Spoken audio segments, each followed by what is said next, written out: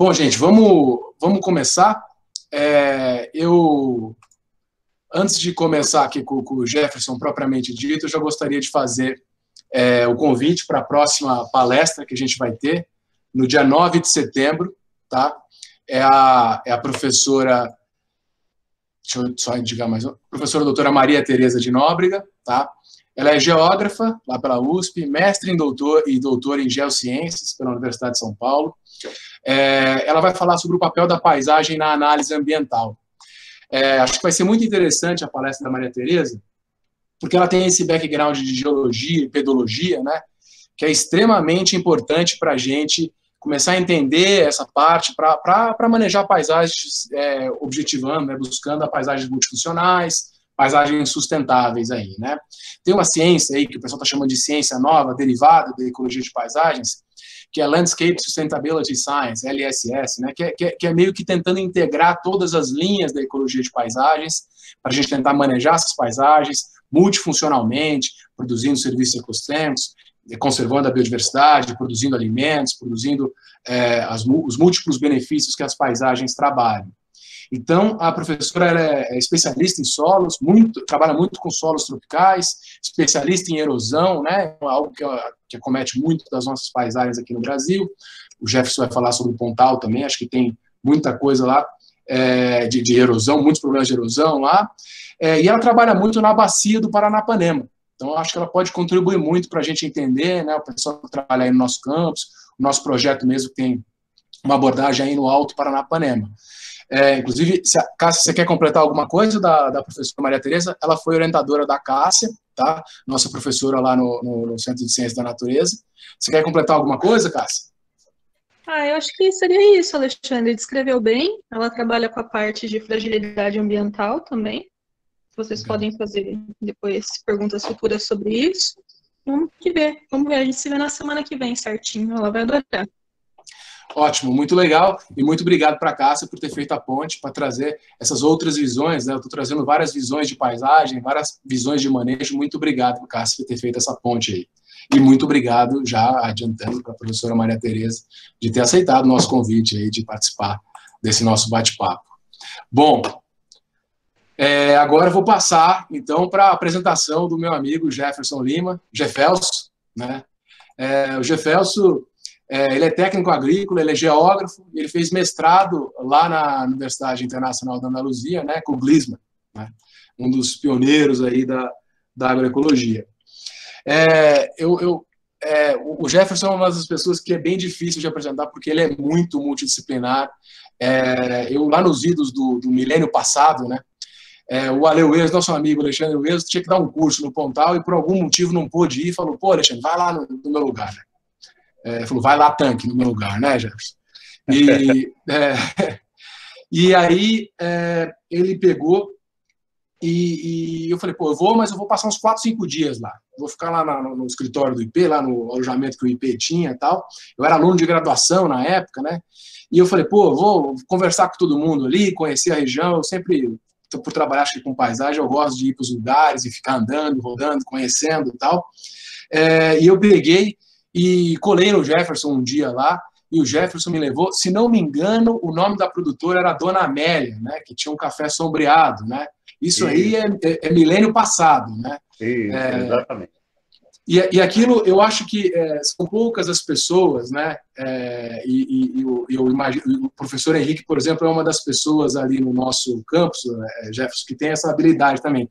Ele tem um projeto de agrofloresta, lá, um site experimental de agrofloresta lá, de 1 hectare, e ele tem tocado os nossos alunos de uma maneira que vamos dizer assim, eu fiquei tocado quando eu fui com você conhecer aquelas regiões. Eu fui apresentado, acho que no segundo ano de graduação, fui apresentado por essas temáticas de agroecologia, tocado por essa forma de manejo de paisagem, essa capacidade que você tem de interagir com o agricultor, né? E deu para perceber que é muito interessante que uma coisa é você fazer extensão, aliás, o Paulo Freire fala muito isso, né? Quer dizer, uma extensão de mão única, mas você faz uma extensão de mão dupla, né? E mais do que isso, o produtor sente confiança porque ele sabe que você sabe fazer. Você, se for o caso, você pega lá, você faz, você mostra lá. E isso é extremamente importante. Isso me marcou muito grande, porque, afinal, hoje em dia, quem faz a gestão de paisagens são os agricultores. Então, essa interação agricultor com a gente, o agricultor com os gestores, com tomadores de decisão, é extremamente importante e é muito difícil de fazer, né? Então, isso me marcou muito, eu acho que era 99, alguma coisa assim, e marcou muito e eu carrego até hoje, né? Eu não podia deixar de falar que você tinha uma caminhonete Hilux que era 4x2, branca, e nós atolamos no seco também, né? Nós atolamos no seco, né? Essa parte ruim também tem que contar.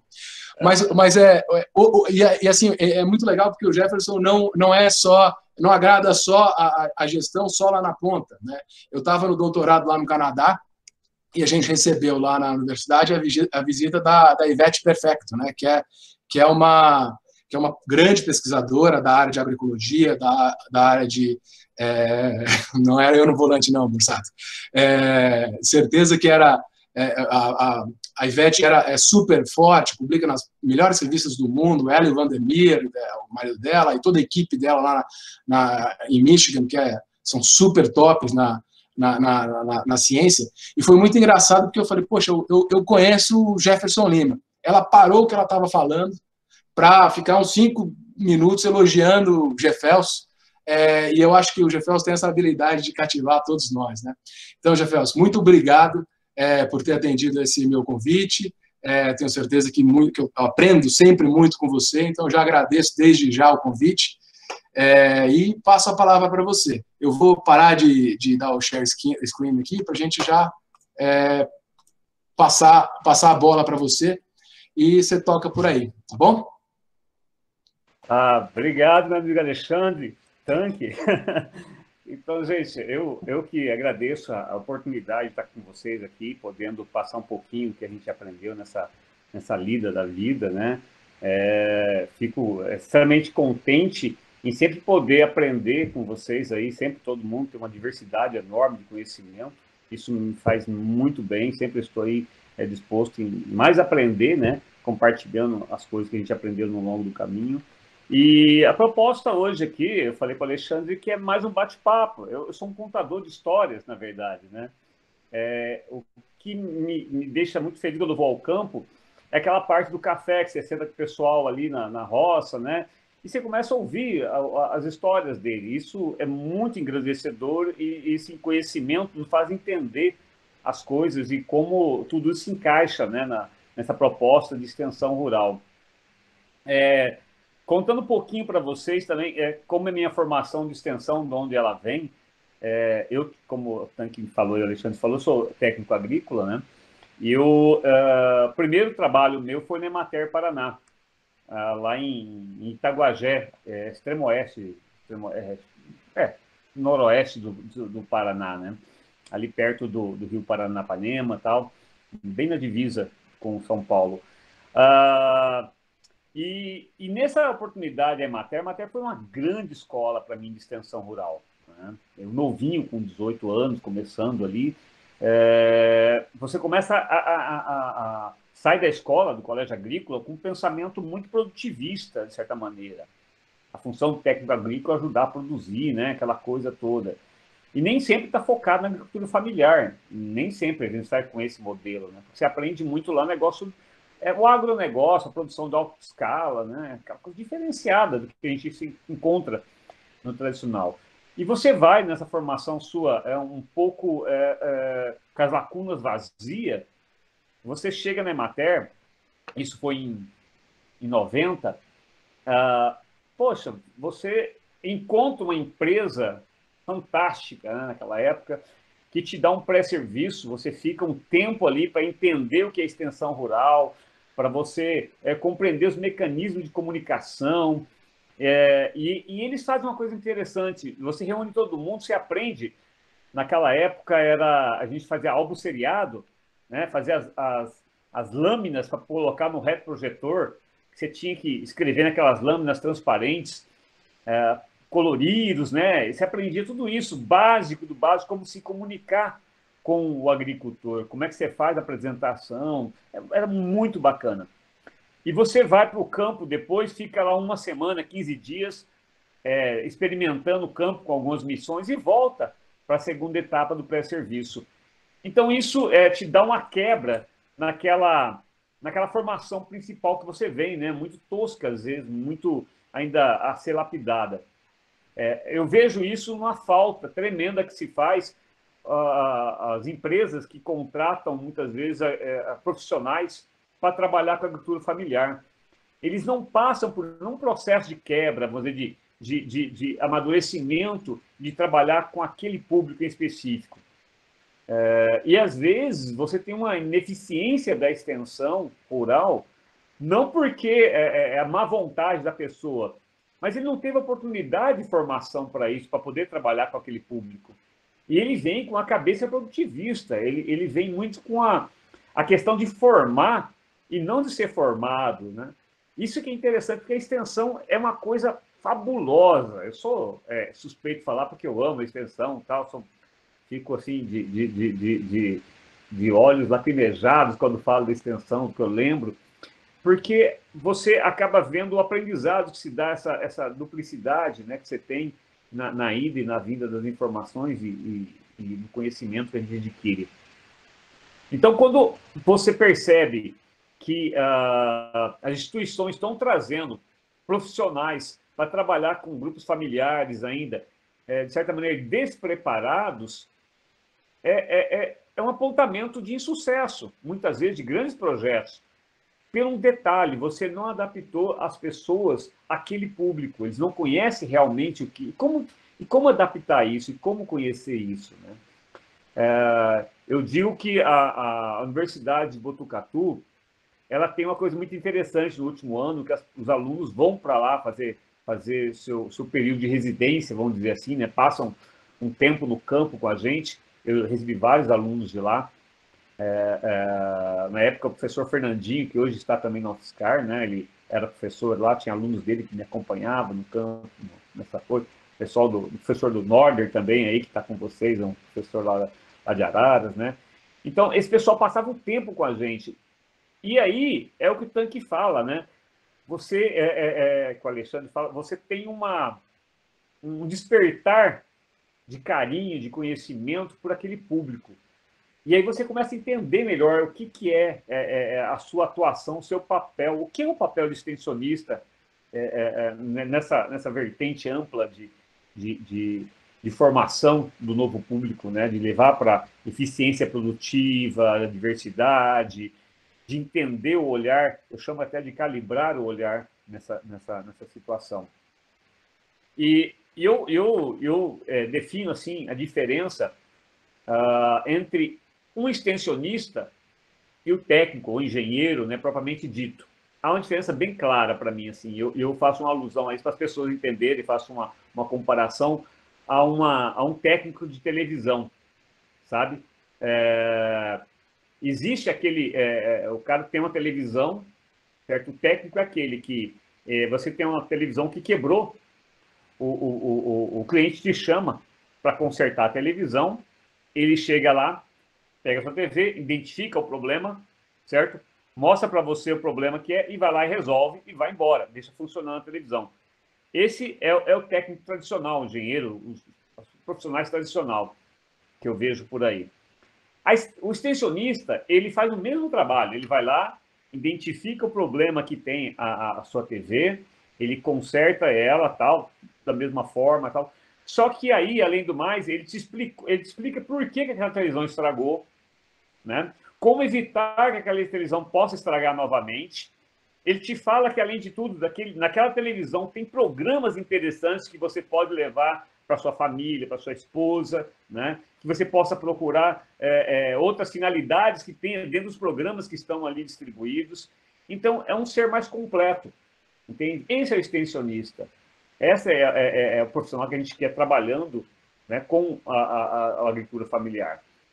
E claro que a universidade ela tem um papel muito importante na formação desses profissionais. Porque não dá para se apaixonar por algo ou gostar de algo que você não conhece. E como conhecer algo sem senti-lo, né? Sem tocá-lo, simplesmente imaginar. Fica um desejo, muitas vezes, falho, né? Faltando pedaço para se complementar. Então, quando eu falo para você da Emater, ela me formou extensionista porque ela me deu essas oportunidades. E quando eu vou ao campo, né, a entidade Emater Paraná, ela tem essa relação muito forte com os outros profissionais da região. Você começa a formar seus núcleos de técnicos e profissionais ali, começa a discutir uma realidade. Eu quero aqui relembrar alguns amigos, né, que foram meus professores. O Servílio, inclusive, está aqui participando com a gente, foi uma das pessoas que estavam lá na cidade vizinha, foi meu professor também de extensão, Evaristo, grandes profissionais que estão na matéria até hoje, e são pessoas que têm uma vou chamar vocação, não é vocação, tem uma ligação muito forte com a extensão. As pessoas acabam criando isso de uma maneira que leva para a vida. O que nós queremos é um profissional comprometido. Só que havia falhas naquela época da extensão, né? Por exemplo, a extensão ela foi criada inicialmente lá na época da Revolução Verde, né? E na Revolução dos Palmeirenses, o pessoal que está entrando aí, né? A Revolução Verde precisava repassar as técnicas, né? As tecnologias que estavam sendo implementadas, e nada melhor que o técnico e o agrônomo seriam essas pessoas, e cria essa extensão a partir daí, né? Levar esses conhecimentos do pacote tecnológico para agricultores, em modo geral. E esses pacotes, muitas vezes, já vêm pronto para você. Como tinha do governo do Paraná, existia programas, né, que ele vem pronto, você tem que aplicá-los, muitas vezes até sem contestá-los, né? Simplesmente tem que ser feito. E apesar de muito engessamento, eu comecei a ter a oportunidade de alguns amigos, né, mostrar para a gente que poderiam algumas regras serem quebradas. Porque havia uma realidade diferenciada daqueles 350 municípios do Paraná, se não me engano era isso na época, que cada um tinha a sua peculiaridade, a sua dificuldade, seus potenciais, e um programa simplesmente não era capaz de saná-los, né? Então, nós começamos a devagarzinho quebrar algumas regras. E como eu trabalhava bastante no meu município, eu tinha essa questão muito clara, que eu gostava do que fazia, eu queria ser não mais um técnico, eu queria ser o técnico agrícola naquela época. A gente começou a observar que você forçar uma aplicação de um programa simplesmente pela meta, ele desconstrói tanto quanto 20 anos de construção de projetos, porque você chega ali e está impondo alguma coisa. Eu tive vários problemas com o governo do Paraná, na época, quando começou, era o Requião, se não me engano, quando começou a chegar as ovelhas. E imagina, lá em Itaguajé, noroeste do Paraná, aquela região que só não tinha conhecimento nenhum com ovelhas, tinha um programa de ovelhas que era obrigado a colocar 200 matrizes de ovelhas de alto índice produtivo. Rapaz do céu, foi uma briga danada para que eu não colocasse 200 ovelhas. E quando eu não colocava, eu não comecei a brigar para não colocar, eu comecei a ser boicotado em algumas coisas, porque eu não estava atingindo a meta do programa. E aí eu falei, pessoal, tudo bem, vou pegar 100 ovelhas, vai chegar 100 ovelhas lá. Mas saiba que se o projeto não dá certo, vai fazer o quê? Vai dar errado, porque não tem como me cobrar isso depois, porque não cabe, né? Esse está erro dos programas, muitas vezes. Colocar de goela abaixo alguma coisa, tem que atingir metas. Outras metas interessantes, que os amigos extensionistas e professores sabem disso, são as tal das reuniões, né? Você tem uma meta de criar lá 2 reuniões por mês, 5 reuniões por mês, tem que ter uma meta de reuniões, porque parece que esses números são o que leva a gente a ter a condição de sucesso. Isso é muito desgastante para o agricultor, ter que estar indo em reunião. É muito difícil para ele. E nem sempre as reuniões funcionam muita coisa, porque você leva o aprendizado para esse agricultor. Eu tenho uma frase que eu digo assim, conhecimento repassado não é saber incorporado. Tá? se fosse você só vomitar informação, o Globo Rural seria um dos maiores formadores que tem no mundo, né?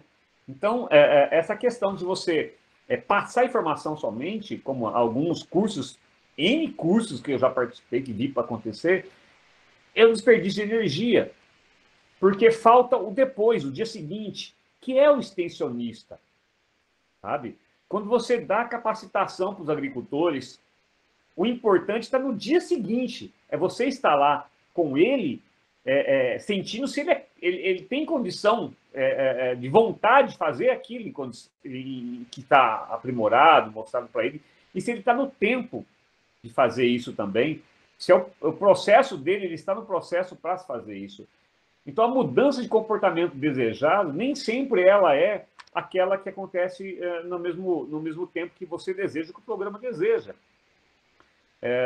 Nós, como vamos ao campo, nós somos carregados de preconceitos, né?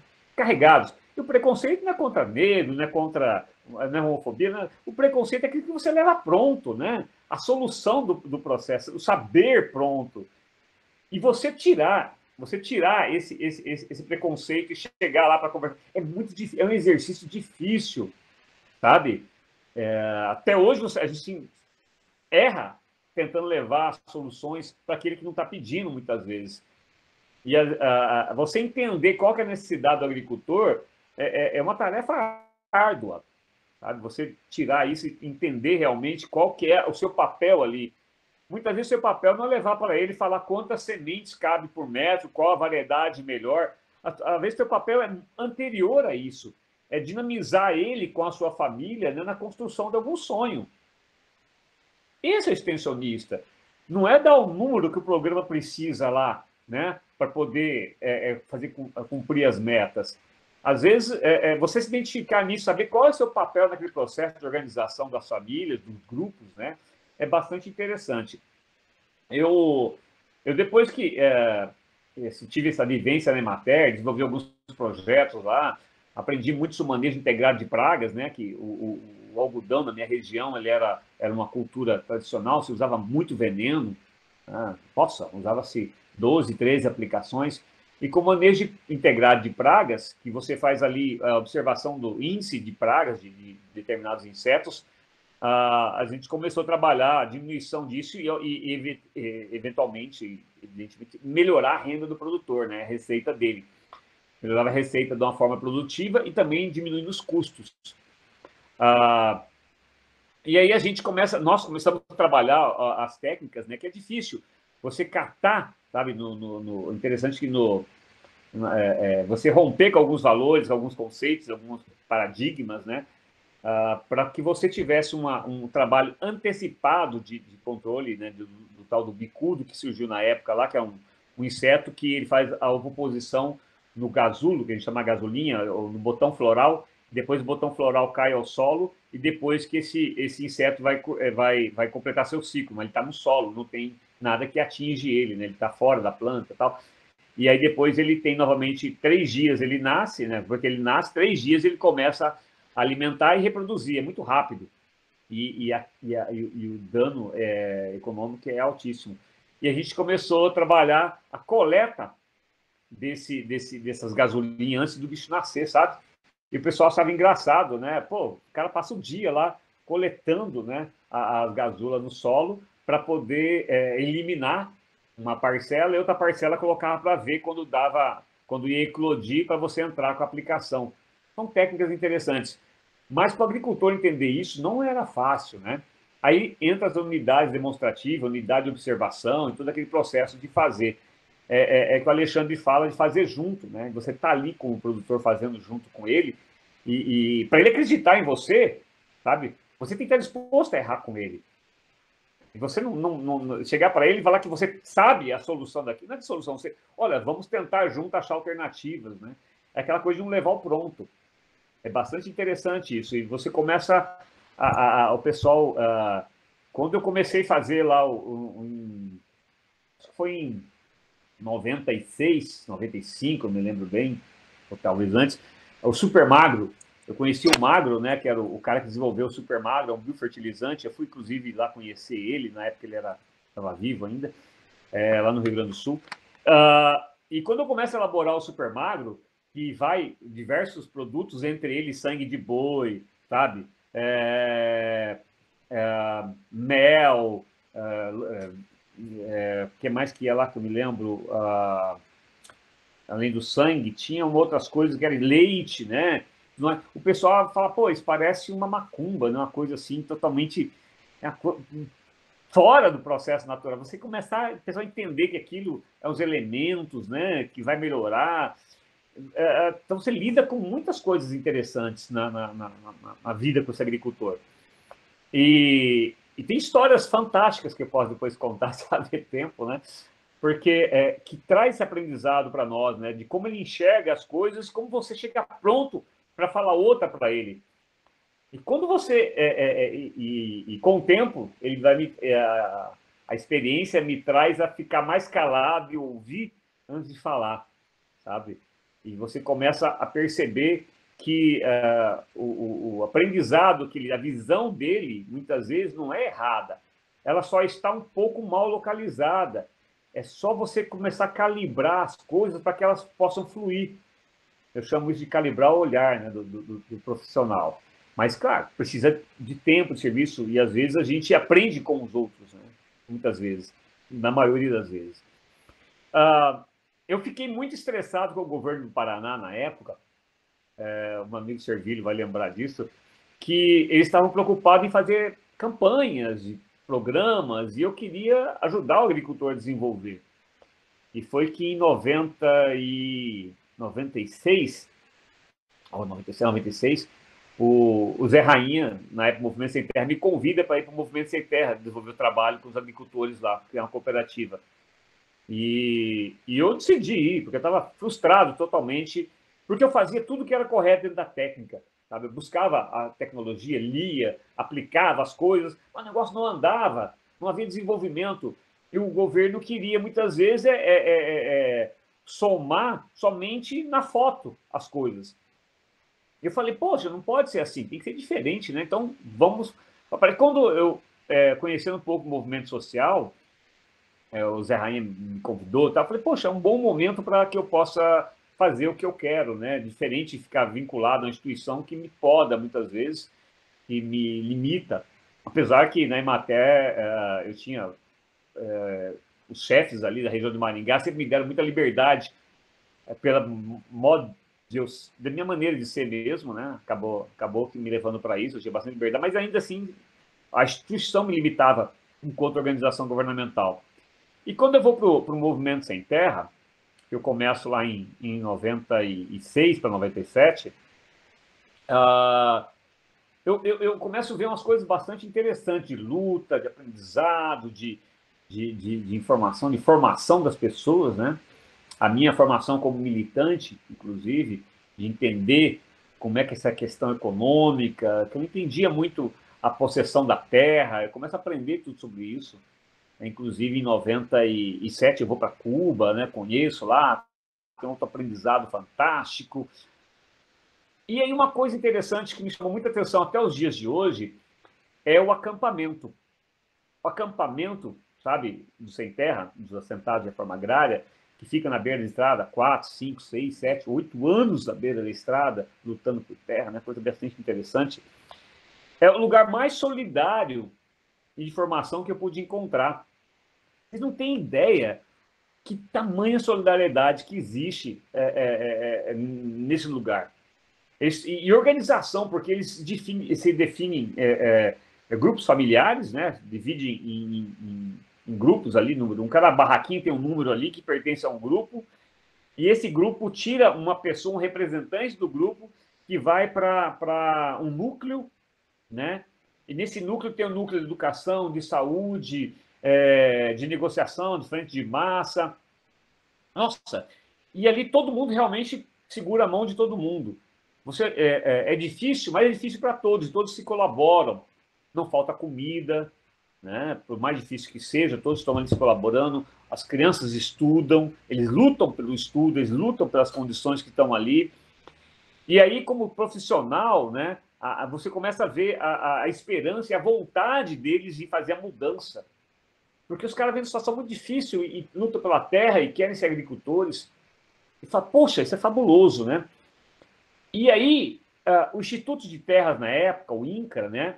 Quando essas famílias conquistam sua terra depois de alguns anos, elas são distribuídas nos lotes, nos lotes no assentamento.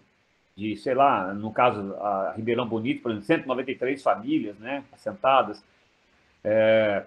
Mas o interessante é que tudo isso que construíram 7 anos, 6 anos ali de organização, ele se perde, de certa maneira, porque não há sensibilidade do INCRA e das outras instituições em reconhecer a organização que está ali já há tanto tempo, muitas vezes até familiar, pessoas se casaram, filhos nasceram ali, né? E de pegar esses grupos e assentarem juntos, porque eles já têm uma formação básica. Porque eles já se conhecem, já se colaboram, né? Aprenderam a colaborar, porque vem num processo individualista muito grande, né? Do meu. E ali, quando eles vão para o assentamento, quando não é o coletivo, eles são sorteados, simplesmente, e se perde tudo isso. Cada um vai para um canto e começa ali voltar ao individualismo, porque começa a minha cerca, o meu problema, né? A minha receita. E sabe que você construir isso de novo é um trabalho desgramado e talvez nunca mais se consiga com tamanha eficiência quando for no acampamento. Então falta um pouco de sensibilidade, de conhecimento, né, das instituições. Das instituições somos nós. Quem são as instituições a não ser nós? É o chefe lá, né? É um agrônomo, é um zootecnista, é um técnico. São pessoas que vieram dessa formação, muitas vezes que trabalham, aí se coloca a culpa na instituição, mas são as pessoas que estão ali que não tiveram, não vou dizer que a vontade, não, mas não tiveram a formação básica para reconhecer o que é uma organização e fazer fruto disso mediante ao sucesso que pretende, né, dos agricultores. E quando eu vou para a formação desses agricultores que estão ali, que recebem um solo bastante, muitas vezes, pobre, um solo desequilibrado, ele está na barraquinha de lona ainda, dentro do lote dele, né? Ele se sente muito sozinho, muito desprovido de várias coisas ali. E chega a assistência técnica do governo que estava ali, né, pela formação que eu falei para vocês que não há com eles, né, eles vêm o cara que trabalhava soja, faz um concurso, ele entra. O cara plantava milho, o agrônomo, o técnico plantava milho lá a vida inteira, sei lá, 500 hectares de milho, ele vem, passa no concurso do INCRA e ele vai ter uma formação de um dia e ele vai para o campo lidar com essas famílias. E aí esse pessoal, vou dizer assim, me atrevo a falar, traz um projeto pronto que é pecuária leiteira, né? Feijão, milho, basicamente, é o pastagem. Por quê? Porque já existia pasto, já está consolidado o leite na região, já tem ali. Então, ele não para ter um trabalho maior, para ter uma construção direta ligada a que aquele agricultor tem um perfil, ao que ele deseja, né? O que ele gostaria de produzir. Não estou dizendo que não deveria usar o que está ali já disponível para ele, muitas vezes a pastagem está, mas não constrói junto, né, um sonho, um trabalho. Você pega aquilo que está pronto. E o que está pronto são os projetinhos que você só assina, basicamente, né? O cara tem um crédito de R$7.500, tem isso e isso, dá para comprar tantas vacas, aí se compra as vacas que eu chamo boi minhoca, né? Come terra, porque não tem pasto, você chega lá, aquele pasto muito degradado, e aí essa forma de planejamento já está fadado ao fracasso. Porque a gente vê o resultado o resultado está lá, já vinha de antes, né? Dos outros assentamentos, das outras propriedades, dos proprietários já tradicionais que estão ao lado. Eles não conseguiam ter produtividade muito grande, assim, além de 5, 6 litros por vaca. E o cara vai comendo a perna da vaca até se dar conta que não tem mais vaca para comer. Acabou. Porque o leite traz uma enganação daquele dinheiro mensal para ele. Então, isso quer dizer para vocês que esse projeto pronto, e ele é um erro constante. É um erro que está em todos os lugares. E as universidades, muitas vezes, se abstêm disso porque ela não chega na ponta e fala, ó, isso está errado, né? As outras entidades de formação de pesquisa, né? E quando lá em 98, eu acabo saindo do Movimento Sem Terra por discordância de ideias, principalmente com o Zé Rainha, né? A gente tem ideias diferentes, né? A gente, naquele momento, tinha, e eu acabo saindo da cooperativa do Movimento Sem Terra e fui trabalhar no IP, no Instituto de Pesquisa Ecológica, mas ainda com os assentados de reforma agrária, que é uma outra grande paixão minha. Quando eu faço isso, essa mudança, né, que eu vou lá para o IP, eu começo a trabalhar um processo um pouco diferenciado, né, que o aprendizado me traz isso. Eu começo a olhar as coisas um pouco diferente, eu começo a falar mais em diversidade, porque o pacote ainda ele era muito forte, apesar de estar na cooperativa, né, você tinha que estudar algumas coisas e tenta fazer coisas diferentes. E eu começo a olhar para trás e falo, nossa, que missão difícil a nossa, de extensionista, de profissional, de pesquisador aí, né? Tentar mudar essa característica da agricultura familiar tão desprovida de profissionais de qualidade e agora, no atual governo, principalmente São Paulo, até de profissionais, né? Que nem isso tão logo vai ter, ele vai comentar isso. Quando eu começo a falar para o agricultor implantar árvore junto a milho, feijão e mandioca, isso lá em 99, 2000, por aí, começo a comentar isso. Já tinha umas experiências no Paraná que eu fiz na Emater com o Silvio Pastoril, algumas coisas com guandu, feijão guandu, mas quando eu começo a falar, vamos plantar milho com feijão, para falar em agrofloresta, né?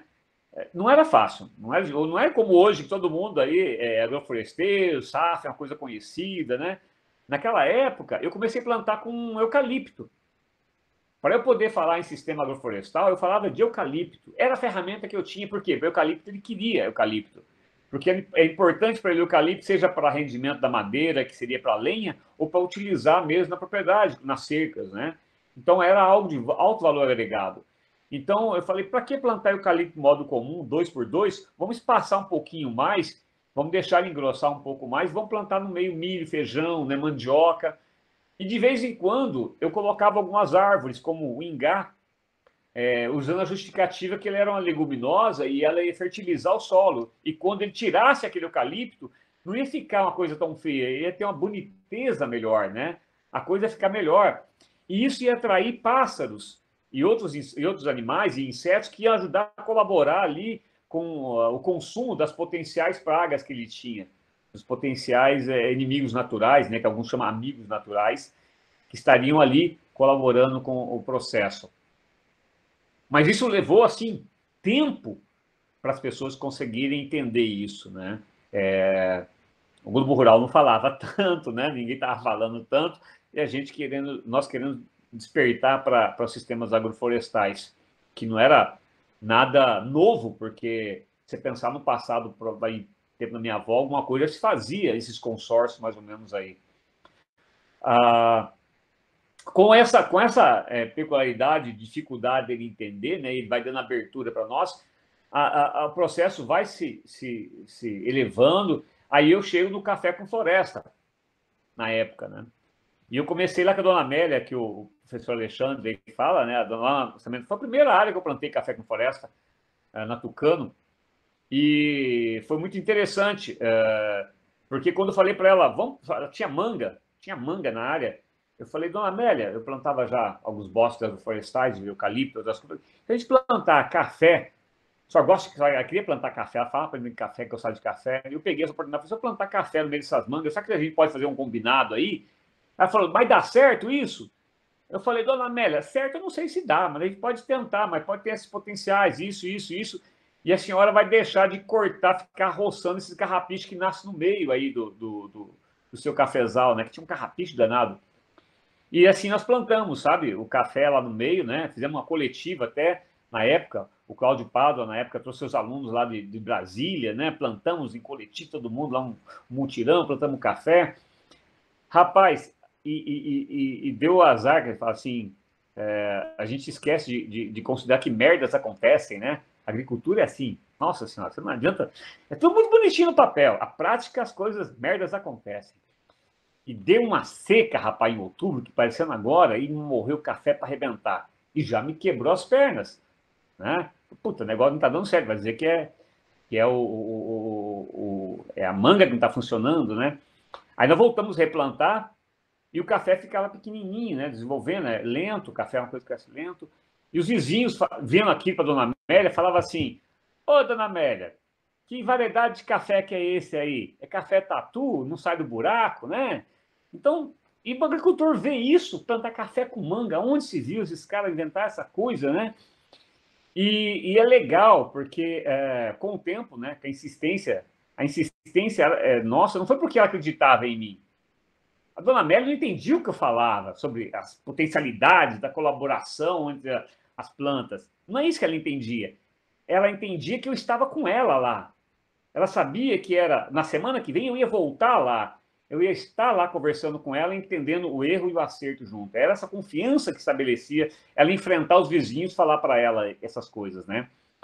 E eu falar para ela, ó, Dona Amélia, deixa o carrapicho nascer até uma altura, tal, para depois a gente roçar. Não vamos capinar ela, não, ele não, né? Vamos deixar. Rapaz, falar para o agricultor deixar carrapicho nascer não é fácil, sabe? E eu passava lá um dia, o café limpinho. Eu, Dona Amélia, só limpou o cafezal todo. Rapaz, eu vi aquele carrapicho nascendo, fiquei com medo, não sei o quê. Falei, mas, Dona Amélia, vamos fazer um teste, vamos me dar essa chance, vamos errar um pouco, vamos... Aí tal. Aí passei um dia lá, tá todo o filho dela limpando o cafezal de novo. Falei, Toinho, você tá limpando o café, rapaz? Nós combinamos. Fala com mãe, Jeff. Aí eu falei, Dona Amélia, tem que entender isso. Porque o carrapicho que vinha bonito. Era, parecia um gramado do campo do Palmeiras, assim, ó, lindo, lindo, lindo. Rapaz do céu. E aí, claro que um tempo ela foi deixando o café, deixou o mato crescer, foi fazendo a limpeza, mas de poda, simplesmente, deu até um arfanjo para ela, para facilitar ela entender isso. E foi dando certo, mas não porque ela confiava nas minhas palavras técnicas, mas confiava na minha presença.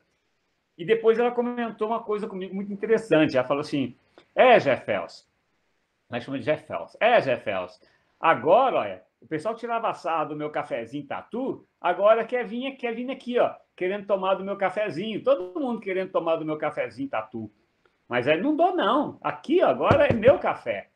É interessante isso, que o Santiago também falava isso. Ele falava, o pessoal não acreditava no café, né? No projeto, porque eu já avancei com esse projeto para mais de 50 famílias. O pessoal não acreditava. Mas eles começaram a ver o vizinho dar certo. Pô, tá vendo o cara dar certo? Por que ele não... Por que a unidade demonstrativa não funciona tão bem? Se o cara fez, deu certo, por que não avança, né? Aí que tá o X da questão, gente. Não é fácil. Não adianta ele ver o outro dar certo e ele fazer. Não é assim que as coisas acontecem no campo. É muito bonito você estruturar uma didática que você vai fazer de campo, vai fazer aquilo, que os caras vão copiar. Não é assim. É diferente na prática. As coisas têm vários valores, são vários atenuantes que mudam isso tudo, essa forma de ser. Não é cartesiano, entende? O cara fica doente, igual o seu Pedro Schmidt, abandonou a área de café dele, não porque ele queria, mas porque ele ficou doente, precisou sair fora, e o outro chegou, colocou o gado lá dentro. É uma dó, né?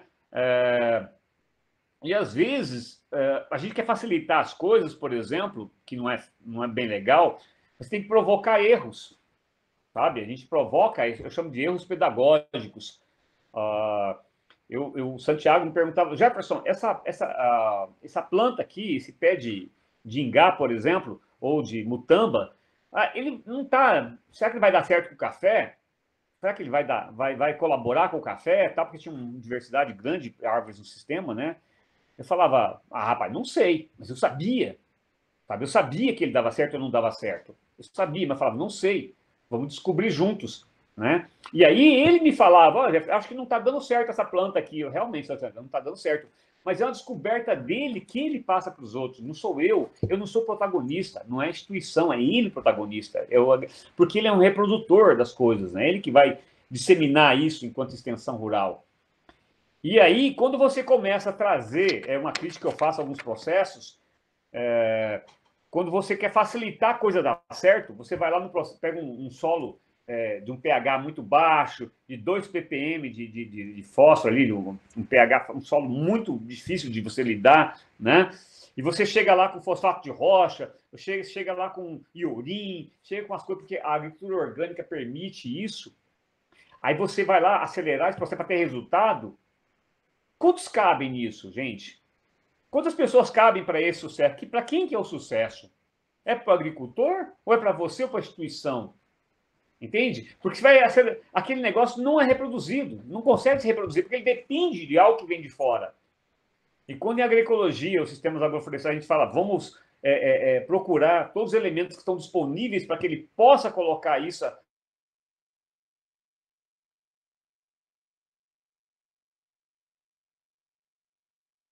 E para um aluno, às vezes, de mestrado, a coisa não funciona, para algum aluno de aluno não dá. Né? É um trabalho constante, às vezes é perpétuo em algumas situações, né? Mas é um trabalho que a longo prazo, de você construir essas ferramentas. Claro, se você colocar um adubo orgânico lá, trazer esterco de galinha, trazer isso e colocar, vai produzir.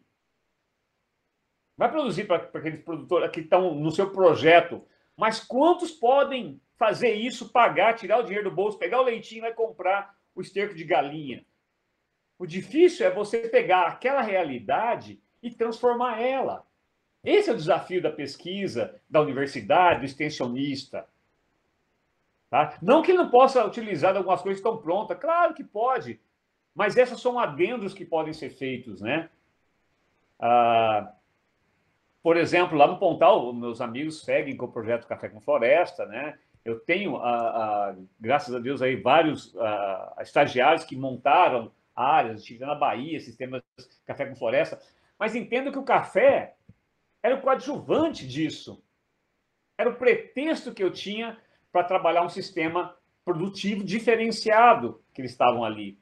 A gente começa a apelidar isso de várias coisas, né? Apelida isso de orgânico, apelida isso de sistêmico, de agrofloresta, de agroecologia, fica dando rótulos para tudo isso, como se a diferença estivesse ali, né? A diferença está na ação sua de fazer algo, tá? Que tem uma diversidade enorme de técnicas hoje e colocar isso para o agricultor, adaptado à realidade dele, né? E junto com ele, coevoluir. Eu digo que há uma diferença também, falar em orgânico, só para citar, entre orgânico e agroecológico. Tá? Você. O que é um produto orgânico é um produto agroecológico. Na minha concepção, e do meu mestre lá, o Glisman, né, ele tem um desenho muito bacana que mostra o agricultor, primeiro ele começa a racionalizar, né? O primeiro processo é você começa a pensar diferente. Já é uma evolução na transição. E depois ele faz a substituição dos insumos. Ele deixa de usar um produto químico ou que ele usaria ali para matar um pulgão para usar o NIM, por exemplo, né, para fazer o controle daquela dita inseto praga. Né, que ele pode ser um inseto, mas pode não ter praga. Ele pode ser praga potencial, mas não quer dizer que seja uma praga dentro daquele sistema. Ele tem pulgão, ele está dentro do sistema ali, está criando dano econômico, ele vai passar ali um inseticida, no caso o orgânico seria o NIM. Ele está no processo do agricultor orgânico. Então, ele fez a substituição dos insumos. O agroecológico ele é um processo um pouco mais à frente, ele está num processo mais avançado. Ele entende todas as circunstâncias que ocorrem ali quando usa o NIM. Porque, por exemplo, você, quando usa o NIM, para quem não conhece, talvez eu esteja, desculpe, às vezes eu falho aí, o NIM é uma planta que a gente, ela lembra da Santa Bárbara, a família Santa Bárbara, né? A gente usa as folhas, sementes, tal, faz um extrato e ela tem uma ação inseticida muito bacana. Quando você usa esse produto lá, ele mata o pulgão, mas ele mata a joaninha também, o jacarezinho, ele mata outras coisas, né? Então, ele não sabe diferenciar. É claro, ele é orgânico, vai se perder, não vai ficar resíduos ali. Mas a cadeia trófica, o produto não entende isso. O agricultor agroecológico, ele já entende isso um pouco mais, ele sabe quando passar a reboleira, quanto passar, ele começa a entender a cadeia trófica, as coisas, ele tem uma parte evoluída nele que faz ele entender o processo como um todo, a ação dele, o agroecológico, como um todo, na paisagem, né? Na colaboração com os amigos, na comunidade. Essa é a visão agroecológica. Então, um produto agroecológico ele é muito mais completo. O orgânico, muitas vezes, ele está no processo ali. Tá? Ele está naquela parte de superar, porque você pode, nos Estados Unidos, o pessoal planta hectares e mais hectares aí de perder de vista de cenoura orgânica, certificada, tal. É agroecológica? Tem que saber? Não. Ele é uma agricultura orgânica, totalmente orgânica, e morre aí. Ele não tem proposta social, tá nem aí, o cara tá nem aí com ele fica produzindo organicamente, somente isso, e tem o selo, tudo belezinha. Então a agroecologia é uma coisa mais profunda e um processo maior. Estou aqui de olho no meu tempo aqui. Qualquer coisa me chama aí, Alexandre, se eu passar um pouco. Eu esqueci alguma coisa. Deixa eu ver a minha cola aqui, se eu esqueci alguma coisa. Quando a gente está falando para um grupo de alunos, né, sobre sistemas agroflorestais, agroecologia e tudo mais, a pergunta é: esses processos são capazes de acabar com a fome do mundo, né? São opções ao agronegócio? É uma opção a acabar com o agronegócio? Eu respondo assim: não é uma coisa que vai acabar com a outra, ela complementa. Eu já fui muito extremista. Pessoal, vocês não têm ideia, é um cara extremista. Estive em Cuba, estive com Fidel, tá, aquela coisa toda. Absorvi essa vontade de mudanças na dureza, né? Mas hoje eu sou muito mais ponderado, avalio melhor as coisas, entendo mais essa complexidade que é o papel de cada um no seu quadrado, vamos dizer. A agricultura expansiva, aí, o agrobusiness, ele tem seu papel, tem a sua função tal, mas como a agricultura familiar, ela está muito próxima e ela é muito mais produtiva quando ela está utilizando de técnicas e processos agroflorestais, agroecológicos, e sejam eles as diversidades que temos aí de técnicas, né? Por quê? Porque você começa a diminuir a questão de mão de obra, por um lado, em alguns processos, tá? Você diminui bastante mão de obra, você aumenta a eficiência dos processos, que eu chamo de sinergia. As sinergias são muito maiores. E quando eu falo assim, eu estava conversando com o Alexandre sobre isso recentemente, a pessoa fala: vou plantar 1 hectare de milho, me dá lá 120 sacas por hectare. Quanto produz ali no sisteminha de café com floresta? Tá, 10 sacas. Viu? É muito menor. É evidente que é muito menor. Porém, quando você fala em quantidade de alimento que eu produzi nessa área de 1 hectare, a diversidade da segurança alimentar sobre as condições todas é muito maior. Sobre a capacidade de risco, né, a diversidade, a perda que eu poderia ter, a questão de risco é muito latente para o agricultor familiar. Quando ele perde feio mesmo. O cara tem que penhorar tudo para poder pagar a dívida com o banco, né? E quando você tem o sistema agroflorestal, a perda, o risco é muito menor, sobretudo. Os ovos são colocados em diversas cestas, né? Então, isso que eu falo para você. Então, os sistemas como esse, ele não é uma coisa totalitária. Você não tem ali 100% da sua área plantada no sistema agroflorestal. O cara que tem 10 hectares, já 1 hectare de sistema agroflorestal, ou agroecológico, ou como queira chamar, diverso, dinâmico, ele dá uma garantia muito maior e começa a visualizar uma paisagem. Pega o Google e olha lá de cima, né? Imagina a paisagem formada por 1 hectare de várias propriedades. Como é que isso colabora na questão da biodiversidade, enquanto insetos, né, com tudo. Quer dizer, é um valor muito maior, a gente vai ter uma diversidade maior e garantias de produção de alimentos também muito maior. Dá para colaborar o sistema extensivo, esse com outros mais, dá para a gente fazer coisas bacanas, entender isso, né? Mas para que a gente possa entender, a gente tem que estar lá dentro. Não dá para ficar dentro da sala de aula, né? A gente só avaliando os estudos de casos. Precisa sentir frio, precisa cair, precisa rasgar a botina. Eu acho que, como se faz nas universidades da medicina, que o pessoal faz o tempo lá antes de formar, ficar um ano lá, não ter... Pô, todos os cursos deveriam ter isso, o cara ficar um ano lá aplicando e aprendendo no ambiente que ele está, tomando uma chuva de gente, de sociedade, de apanhar na cara, tá? Para entender as coisas e ter melhor proveito sobre tudo aquilo que ele aprendeu. Vale lembrar, e eu coloco isso aqui com muito carinho, de saber que a UFSCar, né, tem um dos projetos de agroecologia, assim, a disciplina, né, que tem ali, os mais renomados, com pessoas fantásticas trabalhando isso, dando oportunidade de falar uma outra linguagem, que muitos não têm a oportunidade. Os caras não são ruins por ser ruins, gente. Eles são formados assim.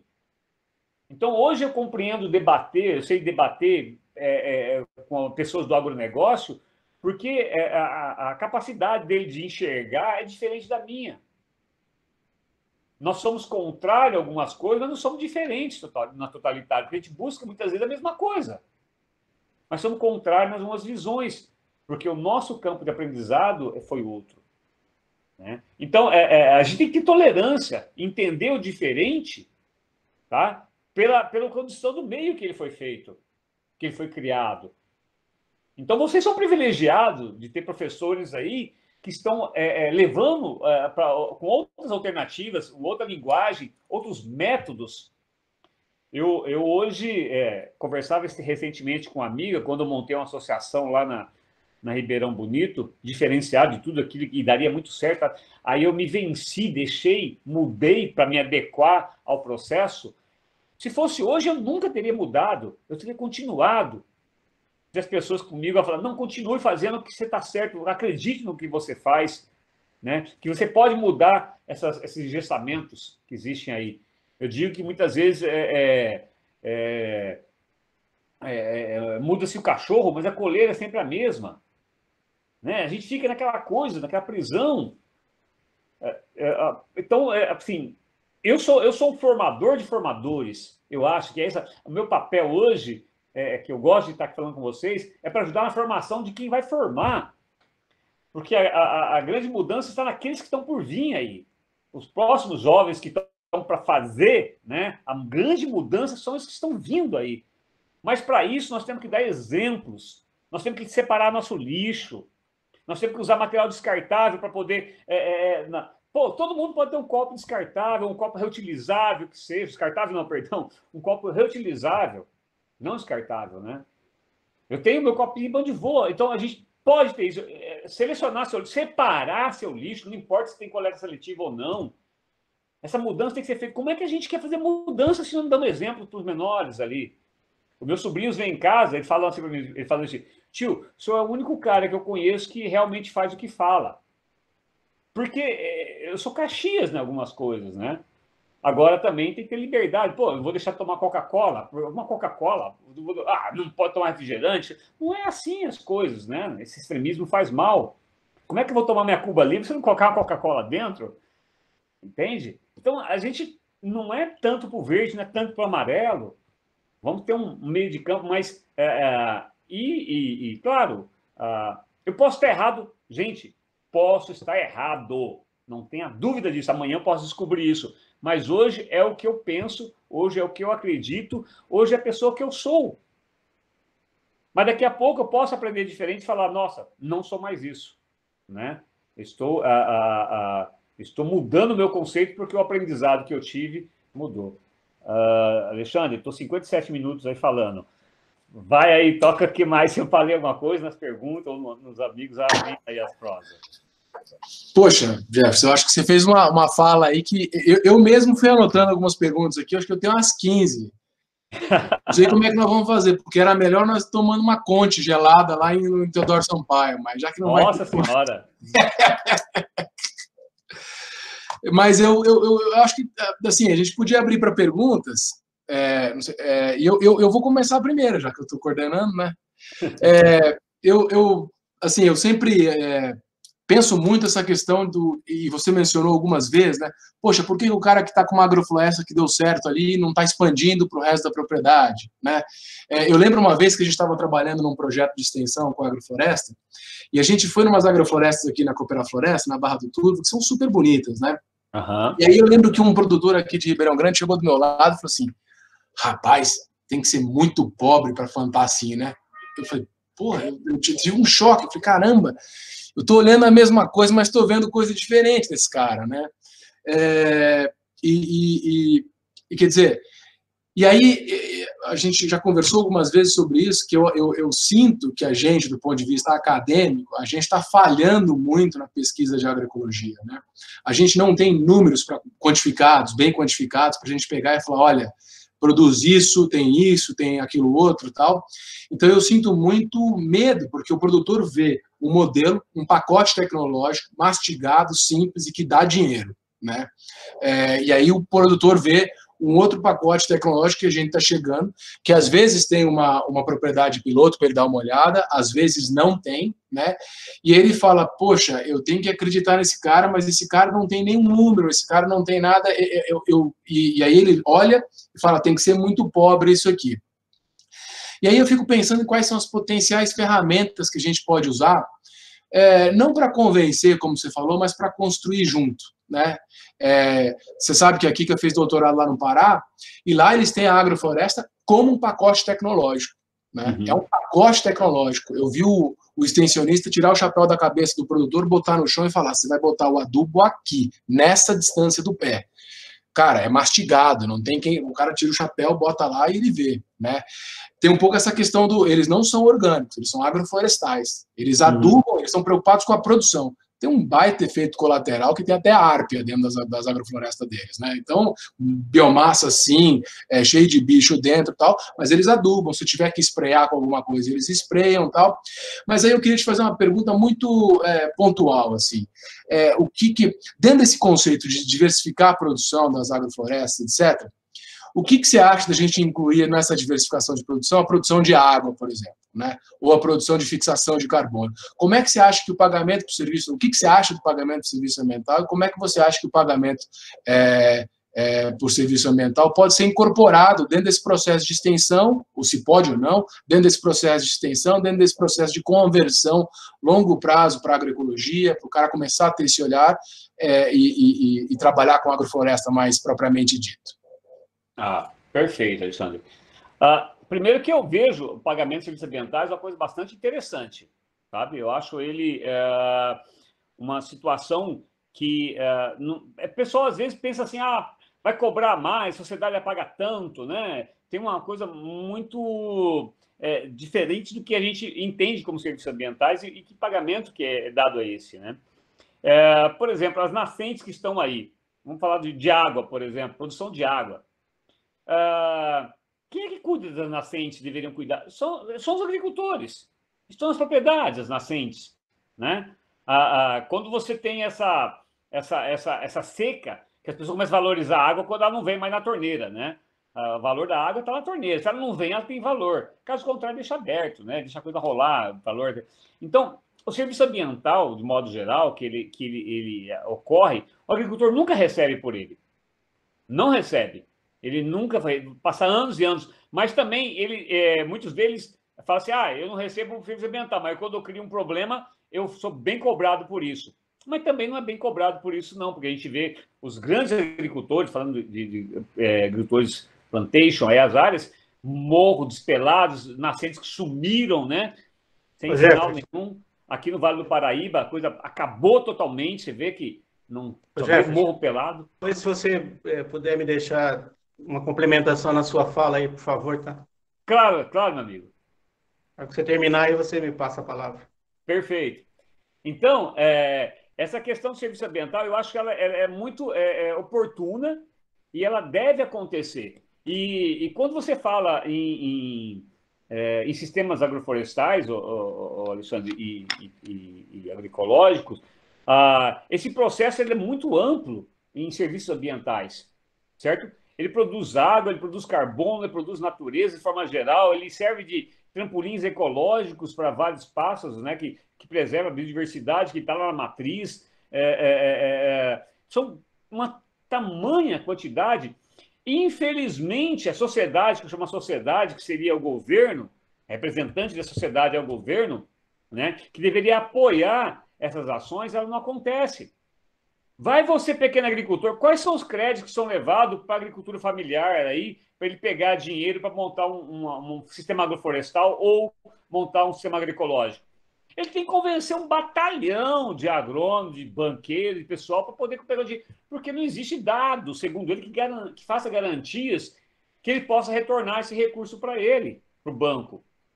Então, não há um pagamento, de fato, da sociedade por esses trabalhos. Quando o cara deixa de usar o veneno lá, o adubo químico, tá, para fazer a alternativa dele, que dá mais mão de obra no começo e tudo mais, ninguém paga para ele para essa alternativa, para dar saúde a essa sociedade, para trazer alimentos de qualidade para a sociedade. Então, o que falta é a participação da sociedade pressionando esse governo aí para mudança de conjunturas, para políticas decentes a essa agricultura familiar. É isso que a sociedade precisa acordar, sabe? Elas são levadas no cabresto para comer milho transgênico e quem tem dinheiro, quem pode, escolhe produto orgânico. O produto orgânico e diferenciado, muitas vezes, ele está à disposição de quem tem dinheiro, porque são nichos, não porque é mais caro. Porque estão localizados em alguns cantos e é uma cadeia de intermediação desgraçada que, quando sai do produtor para o consumidor, chega num preço astronômico. Então, são vários pontos aí, mas eu acho que o serviço ambiental ele deveria ser melhor levado em consideração pela sociedade, como pequenos agricultores, ou seja, médios agricultores, e que o governo deveria, a partir da sociedade, ter um trabalho mais efetivo de valorização sobre isso. Tá? Assim, é muito mais complexo que a minha resposta simplista que eu dei para vocês aqui, mas é um pensamento que eu tenho. O Servílio queria complementar aí, Servílio?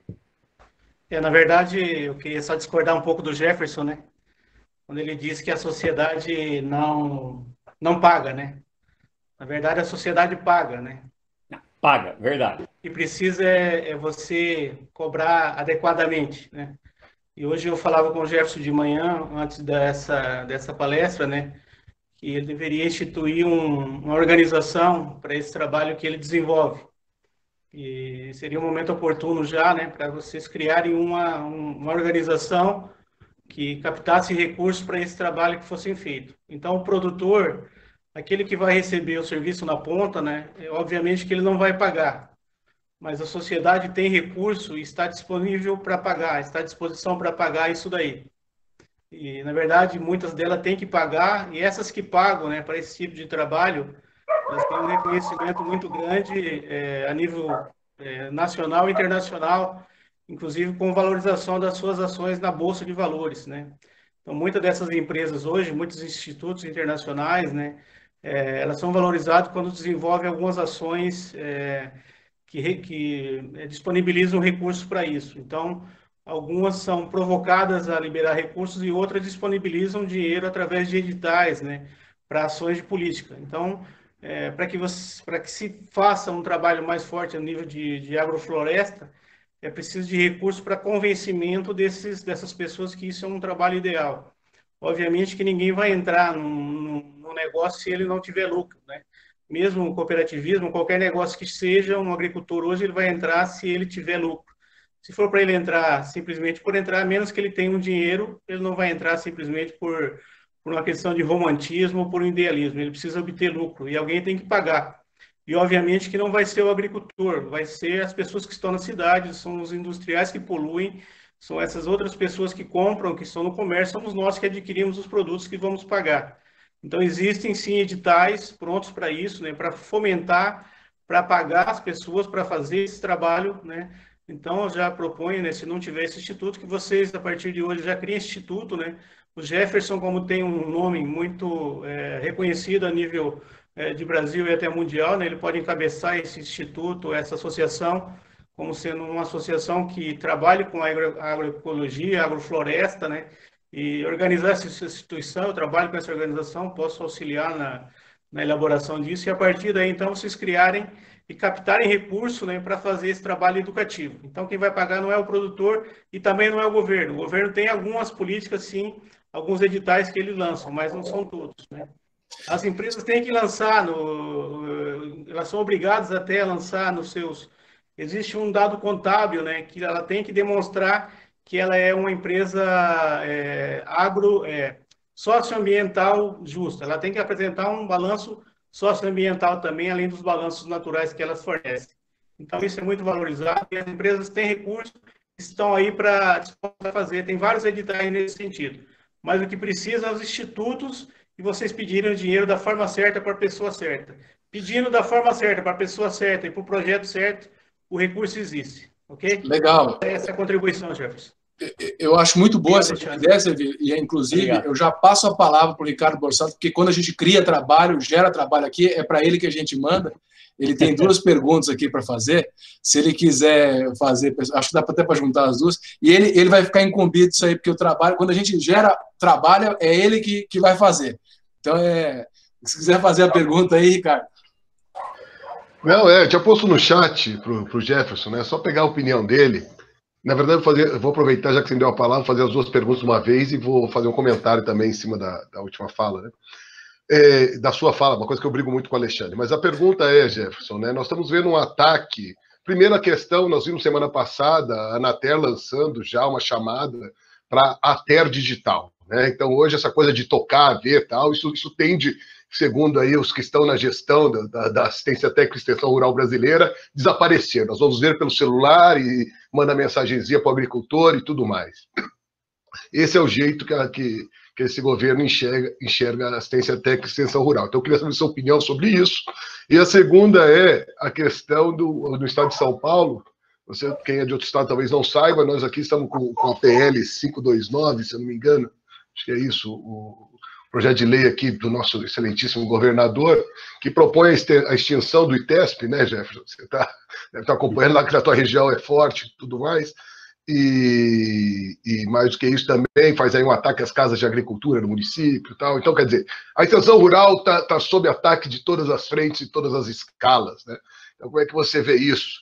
E aí, só comentando uma briga que eu tenho com o Alexandre, fugindo um pouco dessas últimas duas perguntas, o Alexandre é um defensor árduo aí do pagamento de serviços ambientais, e eu sou um pouco crítico, não sou contra, não sou só um pouco crítico, porque eu vejo o pagamento por serviços ambientais também como uma inserção da lógica capitalista dentro né, ao valorar serviços ambientais, serviços ecossistêmicos, e o que a gente também tem visto que isso pode levar à concentração também desses recursos naturais, já que ele gera retorno financeiro na mão, porque o capital tende a se concentrar, já dizia o velho barbudo, né? Então, já que você começa a pagar pelos serviços ecossistêmicos prestados nas unidades de produção agrícola, por que não o capital não começa a se apropriar desses serviços ecossistêmicos para ter um retorno sobre o seu investimento? Bem, mas esse é só um comentário aí da fala do Servílio, tua, essa aí não precisa, são opiniões pessoais e coisas em aberto. Mas essas duas questões, né, o ITESP, a Casa da Agricultura, a TER Digital, como é que você está vendo esse movimento?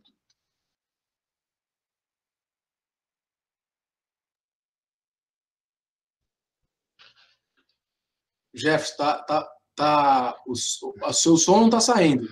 Bom, pensei que era eu que tinha perdido aqui. Alô, desliga e liga ele de novo.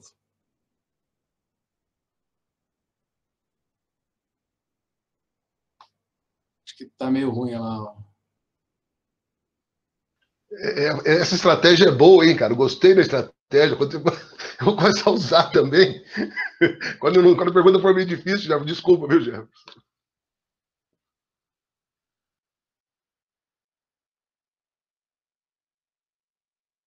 Tá ouvindo a gente agora, Jefferson?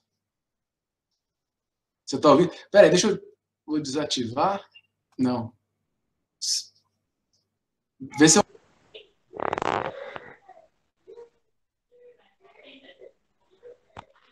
Acho que era bom ele sair e entrar novamente, Alexandre.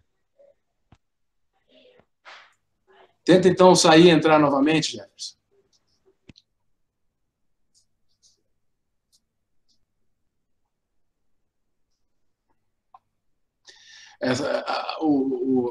É legal que a gente tem aqui uma participação bastante diversa, né? Só que a tecnologia permite isso, mas dificulta. Eu já estou pensando qual que é o projeto que eu vou escrever para pegar uma boquinha dessa TER digital aí, ô Borsato. Eu vou fazer um app aqui que eu vou ganhar um dinheiro com isso aí, cara.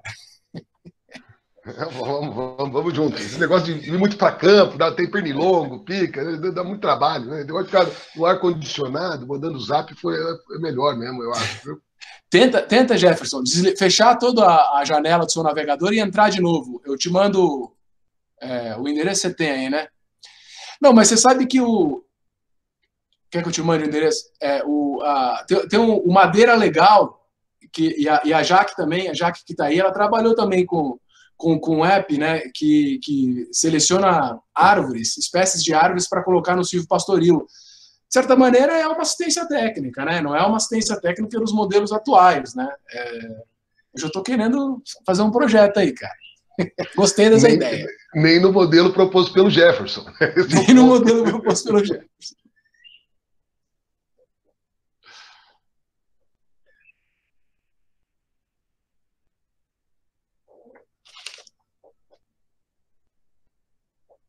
Deixa eu ver se ele entra aqui.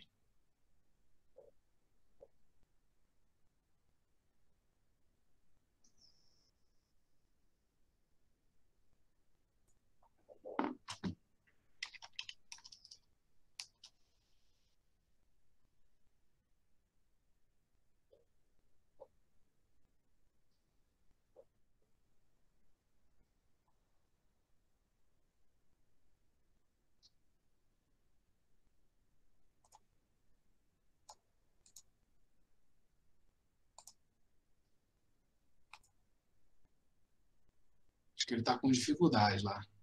Ele mora na roça também, então...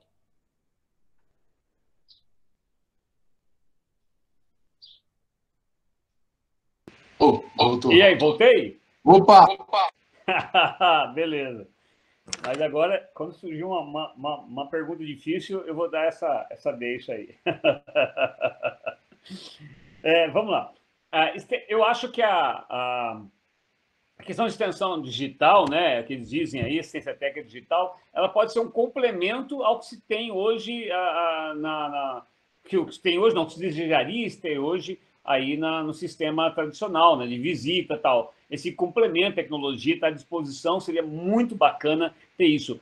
Agora, essa forma de falar e não ter, não ir lá, totalmente fora. Isso sem princípio, sem ideia. Isso não é extensão, isso não é nada, né?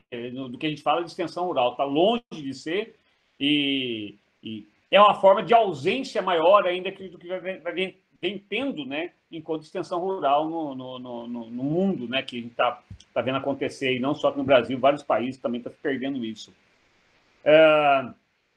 Agora, o que acontece com o estado de São Paulo, por exemplo, e em Paraná também, eu vejo a Emater caindo, a sua produtividade, caindo todos aqueles valores que a gente tinha, vai se perdendo, né, a Emater Paraná, que eu tenho acompanhado alguns amigos, e o ITESP, o INCRA, a Casa de Agricultura, nossa, é totalmente fora de razão.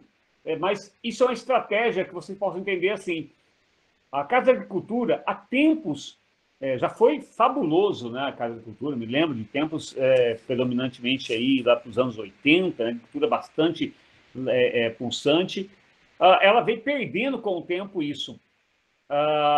E chega uma época que o agricultor começa a ir lá, o técnico não pode ir a campo, o técnico não tem combustível, o técnico não tem carro, está quebrado,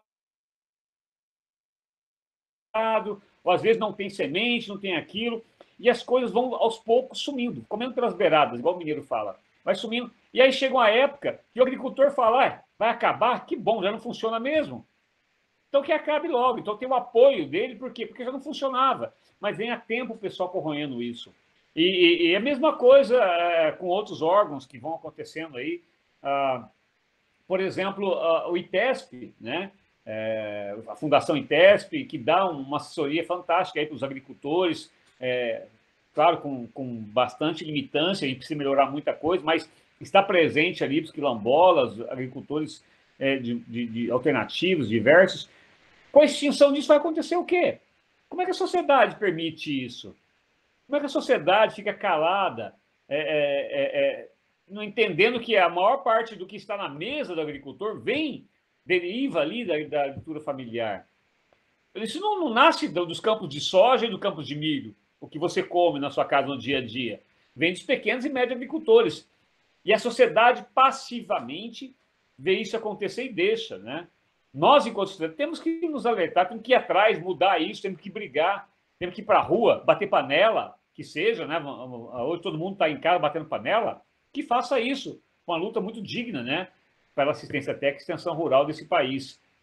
Acho que é um momento muito forte e precisamos mobilizarmos. Precisamos a sociedade se mobilizar, instituições, para lutar contra isso, esse desmantelamento da extensão rural, tanto no Estado como no país. Não sei se eu fui feliz, Ricardo, mas é a minha opinião nesse momento aí. Eu não vi se tem alguma pergunta aqui no chat. Como eu não vi, eu queria fazer. Aí, Tanque. Eu vi um monte, mas eu não consegui acompanhar. Eu fui passando assim. Eu vou fazer uma pergunta, eu também, Jefferson. Mais outra. Eu, Ricardo e o Fábio, a gente fez uma discussão hoje de manhã com o pessoal da Rede SAN, Rede de Segurança Alimentar e Nutricional. E a gente publicou um capítulo de livro recente aí, onde a gente falou sobre o que a gente estava chamando de respostas municipais para a pandemia, tá? Então, a pandemia gerou um baita baque nos agricultores familiares aqui na região, porque fechou feira livre, fechou restaurante, fechou PAA, né? Fechou merenda. O PA estava fechando já, mas a merenda fechou porque a gente cortou as escolas e tal.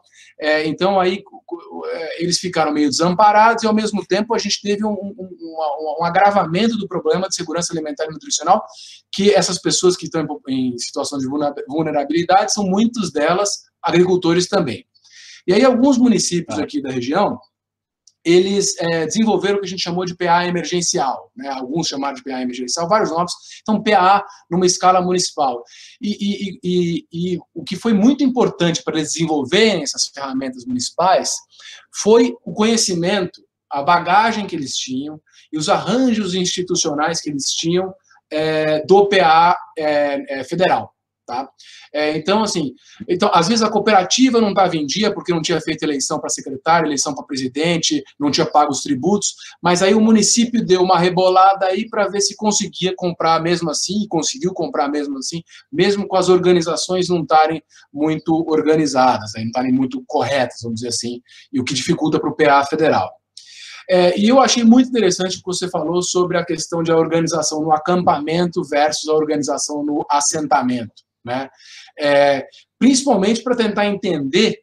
Eu, quando fui secretário, eu bati muito que a gente tinha que organizar, que a gente tinha que fazer cooperativa. O PAA era uma ferramenta aí exógena, né, top-down, para fazer a gente organizar os produtores, formar cooperativas, formar associações, mas realmente a nossa região aqui é muito difícil, né?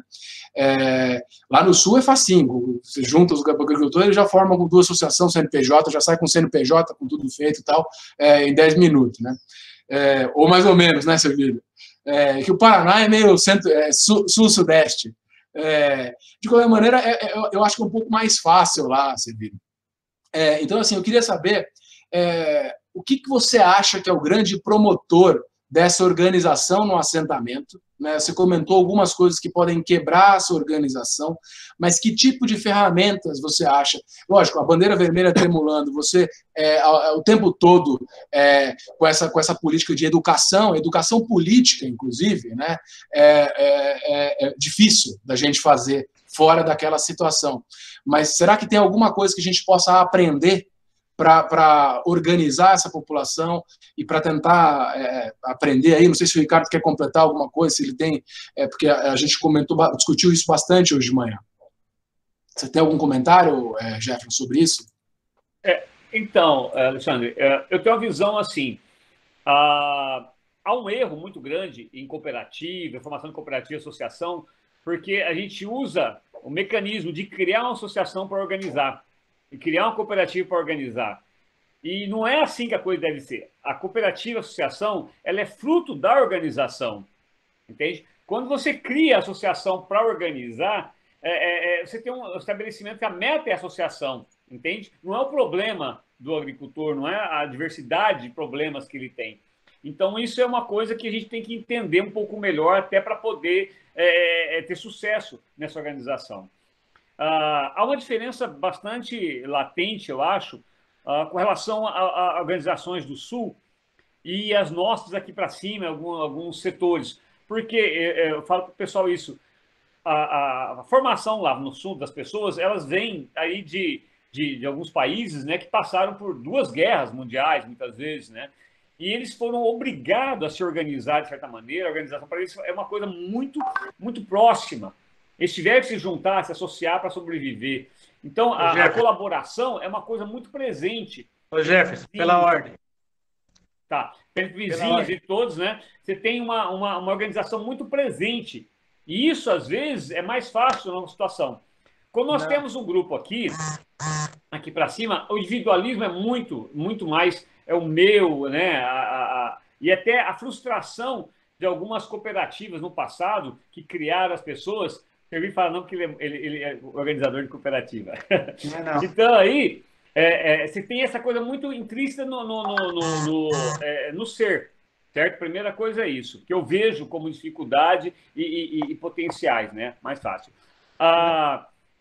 Ali no assentamento, eu via, o acampamento era muito organizado, porque eles tinham uma coisa muito comum, era na porta deles a dificuldade, né? Estava ali, não tinham uma expansão de tempo, eles tinham que resolver sempre, matar todo dia um problema para se resolver. Era uma coisa muito, muito próxima. Conforme você vai distanciando isso, né? Vai se acomodando algumas coisas, vão ficando mais fáceis de se resolver e a organização não é já o papel principal, já se perde muito. Sofre muito a questão eu diria, do papel político também, né? O papel político. Só um pouquinho antes de você continuar, vou só te dar uns dados aí. Rio Grande do Sul, nós temos 3 estados no sul: Rio Grande do Sul, Paraná e Santa Catarina. Rio Grande do Sul é bem organizado. Santa Catarina não tem organização. Praticamente você não tem cooperativas. E são estados do sul. Rio Grande do Sul foi administrado pelo PT durante muito tempo, né? Paraná foi administrado pelo Requião, que tem um pensamento de esquerda. Santa Catarina foi sempre pelo pessoal do Marquesão, PSDB de direita. Então, você tem poucas organizações rurais lá no estado de Santa Catarina. No estado de São Paulo, praticamente você não tem organizações. São raras as organizações cooperativas, que foi sempre tocado pelo PSDB. Rio de Janeiro também você tem muito pouca organização, também tocado basicamente pela direita. Minas Gerais, você já tem todos os municípios com associações formadas, que foi também um governo do PT e da esquerda. Então, assim, onde você tem governos que passaram pela esquerda, você tem organizações formadas. Não é uma questão cultural do povo, não. O povo daqui do Sul também é difícil de se organizar, mas é mais pelas políticas de estados que foram criadas, né? E pelas facilidades de gente que trabalhou. Não é uma questão cultural que trabalhou com relação a isso, não. Mas é mais uma questão de política de Estado que levou a esse trabalho.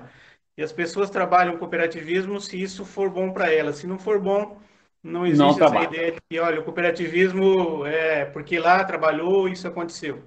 Então a gente vê, eu percebi isso, imaginava também, tinha essa ideia de que a cultura, por ser dessa forma, e quando eu tive essa surpresa que Santa Catarina é um lugar muito pouco organizado, que tem muito poucas cooperativas de agricultura familiar. Servilho, concordo e discordo. Concordo com a parte que você fala que quando você tem algumas frentes políticas, né, não é o governo em si, mas todos aqueles profissionais que atuam ali, eles estão voltados nessa fortalecer as comunidades, né, empoderar elas, isso é fato, isso eu não tenho dúvida. O que eu discordo é assim, muitas vezes, que você tem, naturalmente, as pessoas se colaboram mais, certo? Não em formas, talvez, de associações, em formas de cooperativas, mas elas se organizam familiarmente, de forma muito mais simples, né? Associações de colaboração, isso acontece.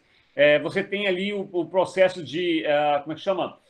De mutirões muito mais fáceis, né? De colheitas, que era no passado também. Até o Paraná tinha muito isso, pelas próprias dificuldades que tinha. A cooperação era um fato de sobrevivência, inclusive, né? E conforme você vai tendo a facilidade de achar outros meios, isso vai se perdendo. O individualismo aposta muito nisso também.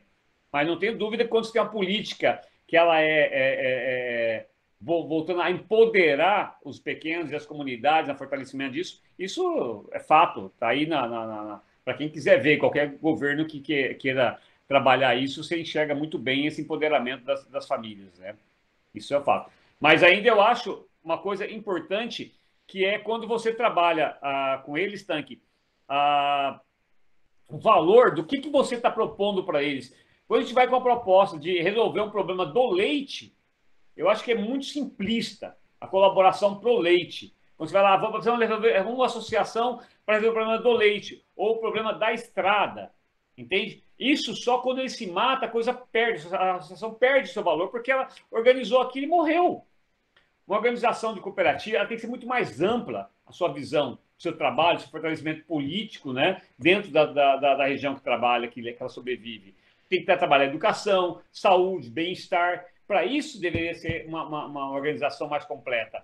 Então, quando se vende a proposta de resolver um item, um problema, vamos criar a associação para poder pegar o dinheiro do governo, para poder fazer casa, poder... morre aí. Você não tem uma amplitude de organização. Então, quando você fortalece eles para essa condição de trabalhar o amplo, isso é mais fácil, mais fundamentado, porque você cria outras frentes e ela sempre se renova. Talvez é uma opinião que eu tenho sobre isso. Tem uma pergunta aqui da Marjorie, muito legal, que está CSA, né, Community Support Agriculture, essa agricultura suportada pela comunidade, né? Ela perguntou se você tem alguma experiência com organização de CSAs. Pedi para você comentar alguma coisa aí. Depois acho que o Vinícius está se inscrevendo também. Ah, tá. Bem, eu não tenho experiência prática com isso, Marjorie, não tenho essa experiência. Mas eu tenho vários colegas, vários amigos que participam, né, e conhecem, né?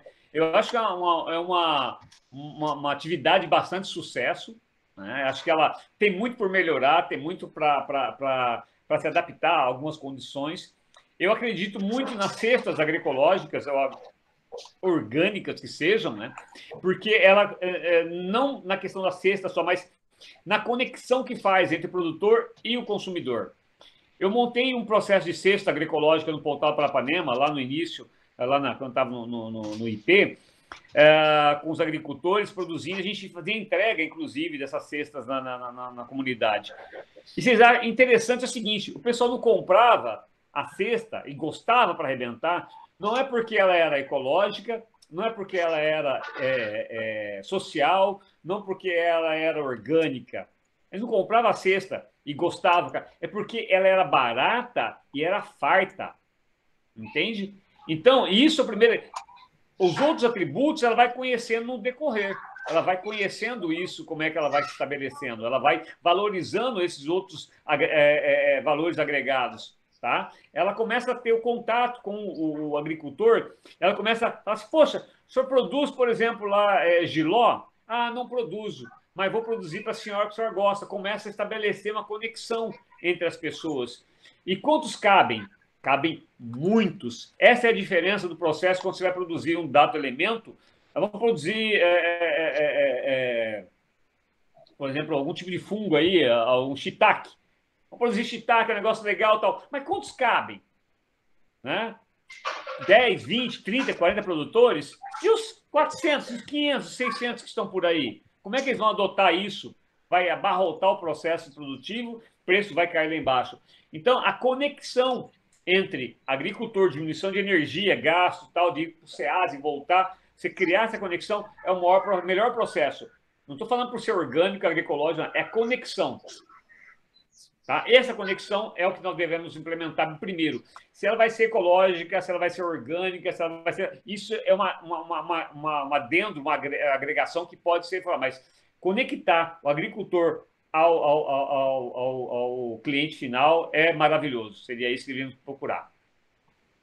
Legal. Vinícius. Opa, boa tarde todo mundo ouvindo aí?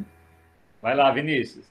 Opa, boa tarde. Bom, eu já começo dizendo que eu gosto muito mais, né, do sistema que sai das universidades, né, de formas mais radicais de palestras, né, acho que não sei se esse é o termo correto, mas quando eu vejo algumas falas mais radicais, eu fico muito contemplada, porque um pouco da universidade me cansa, né, aquela mesmice, essas todas as coisas que a gente entende. Acho que a coisa prática é muito, muito importante, ainda mais nos tempos de hoje, né? Fica tendo aula com o Ricardo, aí é assim mesmo. Antes que ele ia escrever alguma coisa de mim lá, eu já me adiantei, viu, Vinícius? Não, eu ia falar que é por isso que ele não vai nas aulas, agora eu entendi.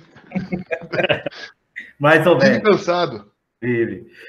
E, bom, ainda mais nos tempos atuais, né? Fala também, aproveitando, queria convidar todos e todas que no dia 1/9 iremos debater, né, sobre o novo marco do saneamento básico, do deputado Alencar Santana, né, com o Dr. Jorge Pantoja, que foi um professor aqui da universidade, então estou convidando a todos para participarem, né. Na verdade, eu queria falar um pouco mais, queria ouvir um pouco mais sobre a organização das mulheres no sistema agroflorestal, como que isso tem ocorrido. Eu vi algumas iniciativas aqui no Vale do Ribeira, em Barra do Turvo, se eu não me engano, e como tem sido como se está se difundindo as agroflorestas aí pelas mulheres e tudo mais, pelas produtoras, né? Vinícius, bem colocado. Muitas vezes as mulheres na agricultura formal, ela é coadjuvante, porque ela fica em casa cuidando das coisas, da comida para o marido na hora do almoço, né? É isso que a gente vê na cultura mais antiga, né? Cuida dos filhos, cuida da coisa, alimenta das galinhas, aquela coisa ali. Talvez não diria que é a agrofloresta em si, mas a nova mulher, entende? A nova mulher que tem feito a diferença. Não é a agrofloresta que tem mudado ela. É ela que tem se posicionado diferente como participante, como produtora, de fato, como de parceira na produção. E as mulheres, muitas vezes, em algumas situações, elas são motivadoras de buscar as novas coisas, porque como muitas vezes o homem, alguns são mais difíceis de você reconstruí-lo, né? De transformá-lo, porque mudar um conceito, gasta-se muita energia e tal. A mulher, muitas vezes, ela tem uma posição diferenciada, ela experimenta mais, ela faz. Tanto é que não é por nada que foi ela que criou a agricultura, né? Os homens tomam posse, mas criadoras sempre foi a agricultura, foi as mulheres, é histórico isso, milenar. Mas eu acho que o papel da mulher hoje, de forma geral, na sociedade, não só na agricultura, ela tem sido muito predominante. Ela tem sido fortalecida, né, por as próprias mulheres, pelos grupos. Então, a agrofloresta é um a mais. Eu não diria que seria o papel da mulher na agrofloresta. A mulher na agricultura, ela tem participado muito mais de forma geral. Eu não sei se tem mais alguém inscrito aqui. Tem mais alguma pergunta, gente? Eu tinha visto algumas, mas... acho que eu passei aqui pela maioria. Eu queria te fazer uma pergunta, Jefferson, num ponto que você tocou também, que é uma coisa que eu tenho... quando eu fui lá para o Pará, lá para Tomé Açu, né? Eu falei, poxa, isso aqui é outra coisa, né? E realmente é impressionante a coisa lá. Porque eu tinha uma visão de agrofloresta com a agrofloresta que a gente tem aqui no sul, né? E quando eu cheguei lá em Tomé Açu, a coisa é em linha, tem adubo químico se precisar, tem veneno se precisar, é em linha, entra o trator dentro, né? E os caras estão ganhando uma fortuna, né? E ambientalmente falando, em termos de serviços ecossistêmicos, né? Quer dizer, você tem uma camada de serrapilheira, preservando o solo, produzindo o solo, fazendo a ciclagem de nutrientes de uma maneira muito melhor do que qualquer outro modo de produção ali. E uma das coisas que me chocou muito, quer dizer, me abriu os olhos ali com os produtores, é que eu falei, poxa, mas isso aqui ambientalmente, nossa, olha os bichos que tem e tal. O cara falou assim, cara, isso aqui é um sistema produtivo. A gente quer ganhar dinheiro, né? É esse que é o nosso objetivo.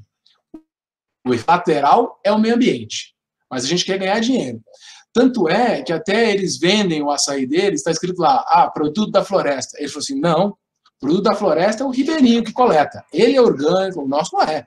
O nosso está plantado e outra, tem uma mangueirinha dando irrigação por gotejamento no pé do açaí. E muitas vezes fertirrigação. Só que junto tem castanha, junto tem cacau, junto tem cupuaçu, junto tem um monte de frutas, um monte de coisa, né? E eu acho que isso é muito fantástico, né? Eu acho que eu vi esse artigo, Gustavo. Isso é muito interessante. Como é que você vê, por exemplo, o uso de adubação química na agrofloresta, quando necessário, a pulverização, o uso de transgênico na agrofloresta? Como é que você vê esse intercâmbio entre uma ciência mais...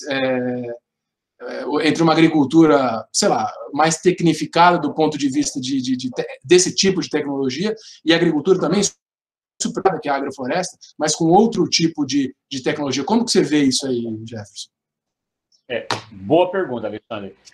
Eu tenho essa questão do pessoal, muitas vezes, que fala assim, você vai fazer agrofloresta aqui, não pode usar Roundup, não pode usar isso. Você está saindo do sistema convencional para outro sistema mais sustentável, você tem uma transição. Você não, simplesmente não sai de um dia e outro você vira agroecológico, agroflorestal, diabo quatro. Não é assim. Um processo longo, né, muitas vezes, porque é um processo que precisa de mão de obra, que precisa de alternativas. Então, você pode ir transformando isso, evidentemente. Não é uma coisa tão rápida, né? Então, quando você vai... não vou remover o solo, não vou não sei o quê. Pô, aquele solo está compactado há tempos. Aquele solo sofreu avarias diversas, vamos dizer assim. Você precisa de uma intervenção até subsolar em algumas situações. Então, é uma coisa, não dá para ser esse extremista, ela não é assim. Né? Cada caso é um caso, cada situação, e se vai transformando e vai virando um processo ali. Muitas vezes você começa uma agrofloresta com um processo simples de consórcio. Você tem ali plantado os seus mogno africano, planta suas tecas, tem plantado suas coisas, e você vai elaborando isso. Que quanto tempo? Cada situação é um tempo diferente, 5 anos, 10 anos, não sei. Você vai percebendo as inter-relações, vai entendendo, vai aprendendo, vai coevoluindo. Essa é a grande sacada, né? Você coevoluir e entender o que está acontecendo, não importa quanto você coloca. Me pergunta, Jefferson, quantas plantas eu coloco, quantas árvores eu coloco por hectare? Isso é tradicional eu falar. O máximo que você puder. E quais eu coloco? As que você puder. Porque é mais fácil tirar do que colocar, gente. Você entende? Até aquela planta sair dali, ela descompactou solo. Mas eu plantei lá no café, eu colocava até 4.000 pés de café, né? 5.000 pés de café por hectare. É muito, com tanta planta, com 800 árvores, né? É muito. Esse sistema fechado. Mas até essas plantas se formarem, eu vou tirando elas, a gente chama ralear, né? Vou raleando, só que até ela ralear, ela me descompactou solo, forneceu nutrientes, deu frutas muitas vezes, aportou nitrogênio, folhas, o diabo a quatro. Então, ela tem um papel fundamental até ela sair dali. Eu saber melhor qual. Foi até lenha, né? Então, tudo tem um processo. Agora, quando você fala lá de Tomé, a sua é outra realidade, mas se pudesse aquela realidade estar aqui, oxalá que aconteça essas coisas. Porque a gente não pode simplesmente excluir uma coisa porque ela não atende uma condição básica. Ela pode vir até evoluir para condição muito mais orgânica, muito mais adaptada, depois do momento. E ela faz isso, e eles fazem isso lá. Porque, exatamente, ela vai amadurecendo, ela vai criando situações que, em princípio, ela era totalmente química. O pessoal acha que, por ser agrofloresta, o negócio não pode ser químico. Não tem nada a ver a agrofloresta, o consórcio agrofloresta, se ela for químico, mas é um processo que ela está passando. Se o cara quer chegar lá na frente. Então, não podemos ser tão extremistas a falar assim, não, o cara lá não é sustentável, tá, não é sustentável nessas condições. Mas para onde ele está caminhando? Né? Que aporte de carbono que ele vai fazer? Será que ele vai... O índice que ele começou a aportar de NPK lá, será que é o mesmo hoje que ele faz? Acredito que não. Né? Então, temos que levar com certo cuidado isso, né? Quando a gente aposta em umas coisas, em umas falas que elas, às vezes, acabam desqualificando outros trabalhos importantes aí. Quem dera eles viessem para cá e ensinasse o pessoal do Vale do Paraíba, todo mundo plantar agrofloresta daquele jeito. Não, eu acho que isso que a gente está precisando, uma das coisas que a gente precisa fazer é desenvolver um pacote tecnológico que seja simples, né, como esse de Tomé-Açu, para a gente implantar aqui, né, o que é o nosso cupuaçu, o que é o nosso cacau, né, o que é a nossa castanha do Pará, quais são as espécies que a gente vai colocar em linha, que seja simples e que depois o agricultor vai criar em cima, né, vai evoluir em cima. Exatamente. O Thiago tem o Jussara, né, por exemplo, que fantástico, né, são coisas que estão perdidas. Então, a universidade pode apostar nisso. Não é porque está fazendo isso, está fazendo um sistema que não é agroecológico, não é orgânico. Pelo amor de Deus, gente. O que vale é experimentar, é fazer acontecer, não ficar no campo das ideias. Põe as práticas para acontecer, para poder avaliar. Né? Isso é importante. O Thiago tem uma pergunta também, Jefferson? Tenho. Posso fazer? Opa, vai lá, Thiago. Jefferson, até o pessoal, a gente já vi você falando disso agora, mas assim, de uma forma talvez mais sintética, a atual conjuntura política medieval pela qual a gente passa. como é que você vê o futuro da extensão rural no país? Como é que você vê, o que você vê acontecer daqui para frente? O que você espera assim que aconteça com essa rapaziada que está começando, que está se empolgando com essa ideia? Eles vão trabalhar no quê? E uma outra parte da pergunta, né? Você coloca, muda um pouco de pato para ganso, mas você coloca, e você tem toda a razão, que cada caso na agroecologia é um caso completamente diferente, né? Como é que você vê a experimentação científica para a formalização disso? Para a experimentação científica na sua forma tradicional mesmo, aquela experimentação, vamos falar, estou sendo meio tosco, mas assim, não, tranquilo, para publicar em revista internacional, aquela coisa para experimentação em bloco e tal, para você ver como é que o negócio funciona, você mostrar numa revista, publicar numa revista para formalizar mesmo os benefícios de um tratamento agroecológico, isso e aquilo. Essas duas coisas, assim, eu fico muito curioso. Primeiro, no que essa rapaziada vai funcionar? Quem quer ser extensionista daqui para diante vai trabalhar no quê? E como é que a gente aplica experimentação científica nas peculiaridades da agroecologia?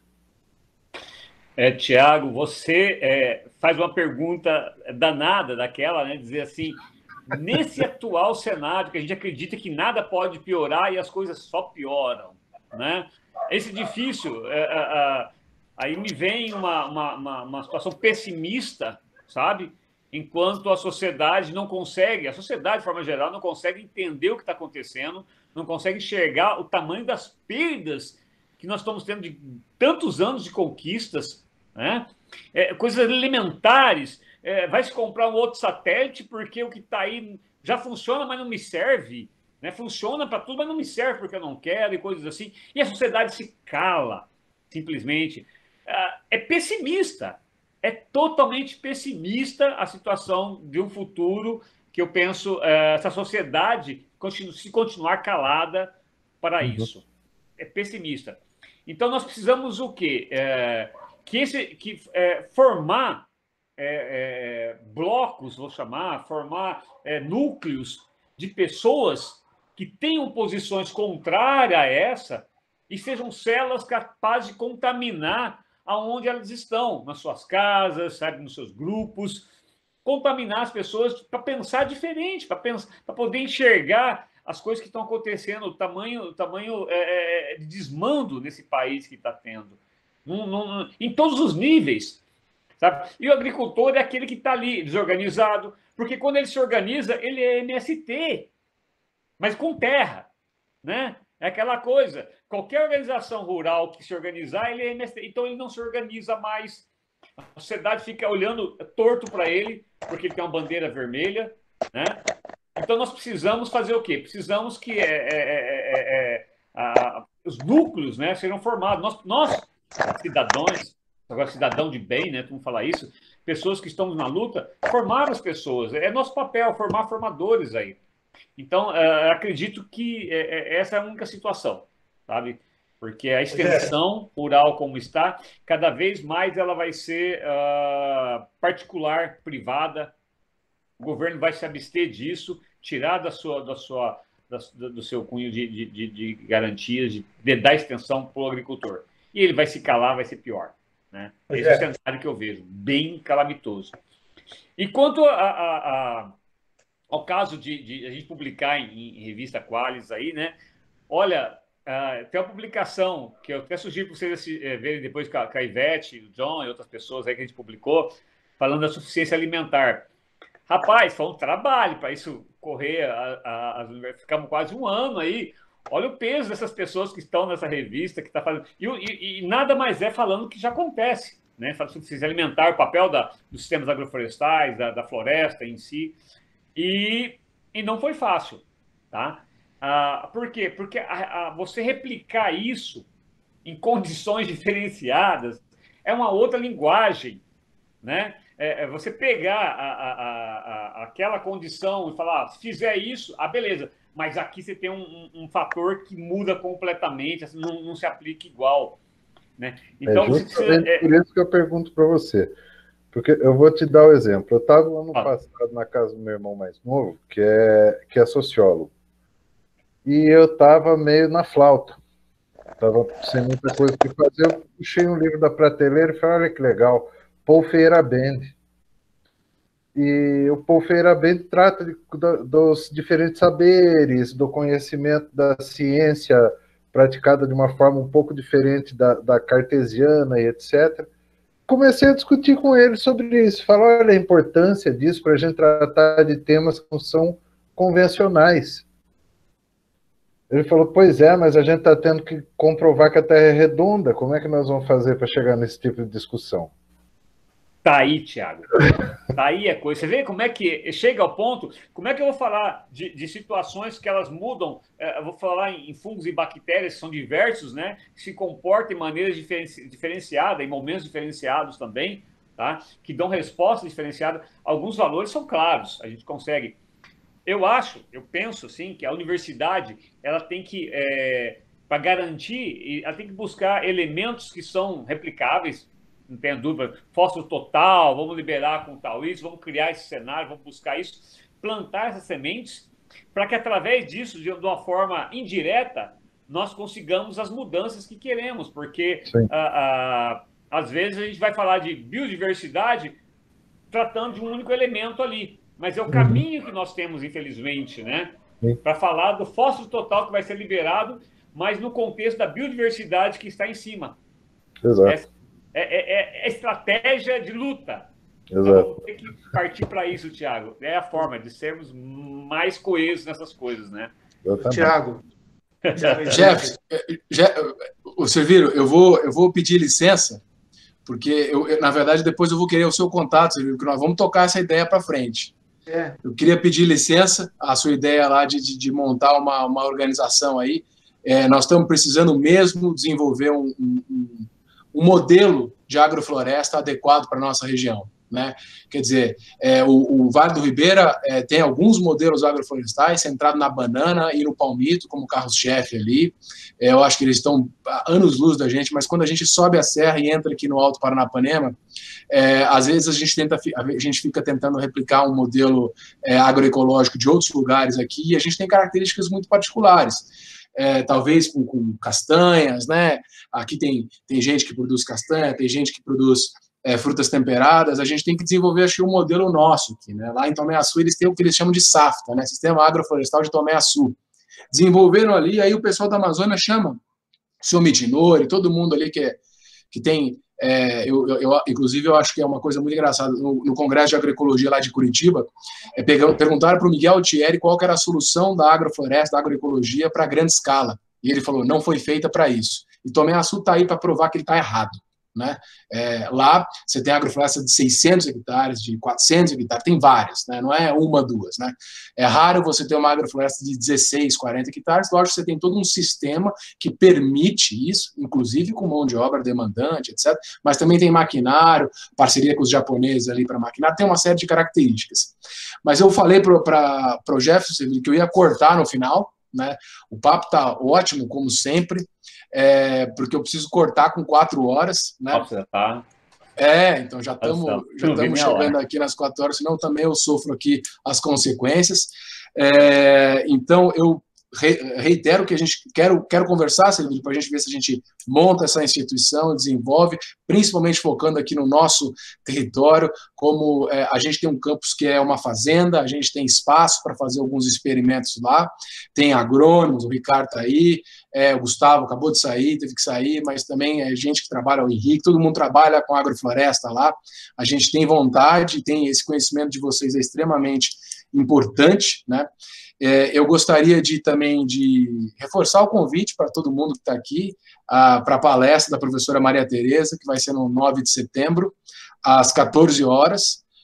A Maria Tereza trabalha com solos, também acho que é um assunto bem complementar ao que a gente tem aqui, e com solos, e manejo de solos, paisagem, erosão, solos tropicais, com foco muito bom em solos tropicais. Então vai falar um pouco sobre essas questões para o manejo de paisagem. Eu quero agradecer a todos pela presença e, obviamente, em especial o Jefferson, sempre atendendo nossos chamados. O Jefferson já veio dar vários cursos para a gente aqui, saía lá do Pontal do Paranapanema e vinha para cá ajudar a gente aqui. O Jefferson não tem medo de quilometragem, nem de botina, nem de câmera do computador. Então, já não é a primeira vez que o Jefferson dividiu com a gente o conhecimento dele. Então, eu queria agradecer muito o Jefferson mais uma vez. Falar que essa palestra está gravada para se alguém que tiver algum conhecido aí que possa se interessar e quiser mandar, vai estar lá no nosso canal do YouTube, né, que é MIDS_LS, tá? Então, mais uma vez, Jefferson, muito obrigado pela sua ajuda com a gente, por dividir esse conhecimento, que é um conhecimento que só se ganha gastando bota, né? Tem que estar bota bastante gasta aí, né? Então, se você quiser fazer algum uso da palavra aí para a gente finalizar, Jefferson. Não, gente, estou, assim, muito, muito feliz pelo papo, porque essa troca é um aprendizado constante. Obrigado mesmo pela oportunidade. E, cara, vocês sabem que pode contar comigo, o pessoal tem meu e-mail aí, eu sempre posso responder e estou sempre disposto a contribuir e fazer boas discussões. Eu sempre estou aprendendo mais com cada momento desses. Obrigado aí, gente.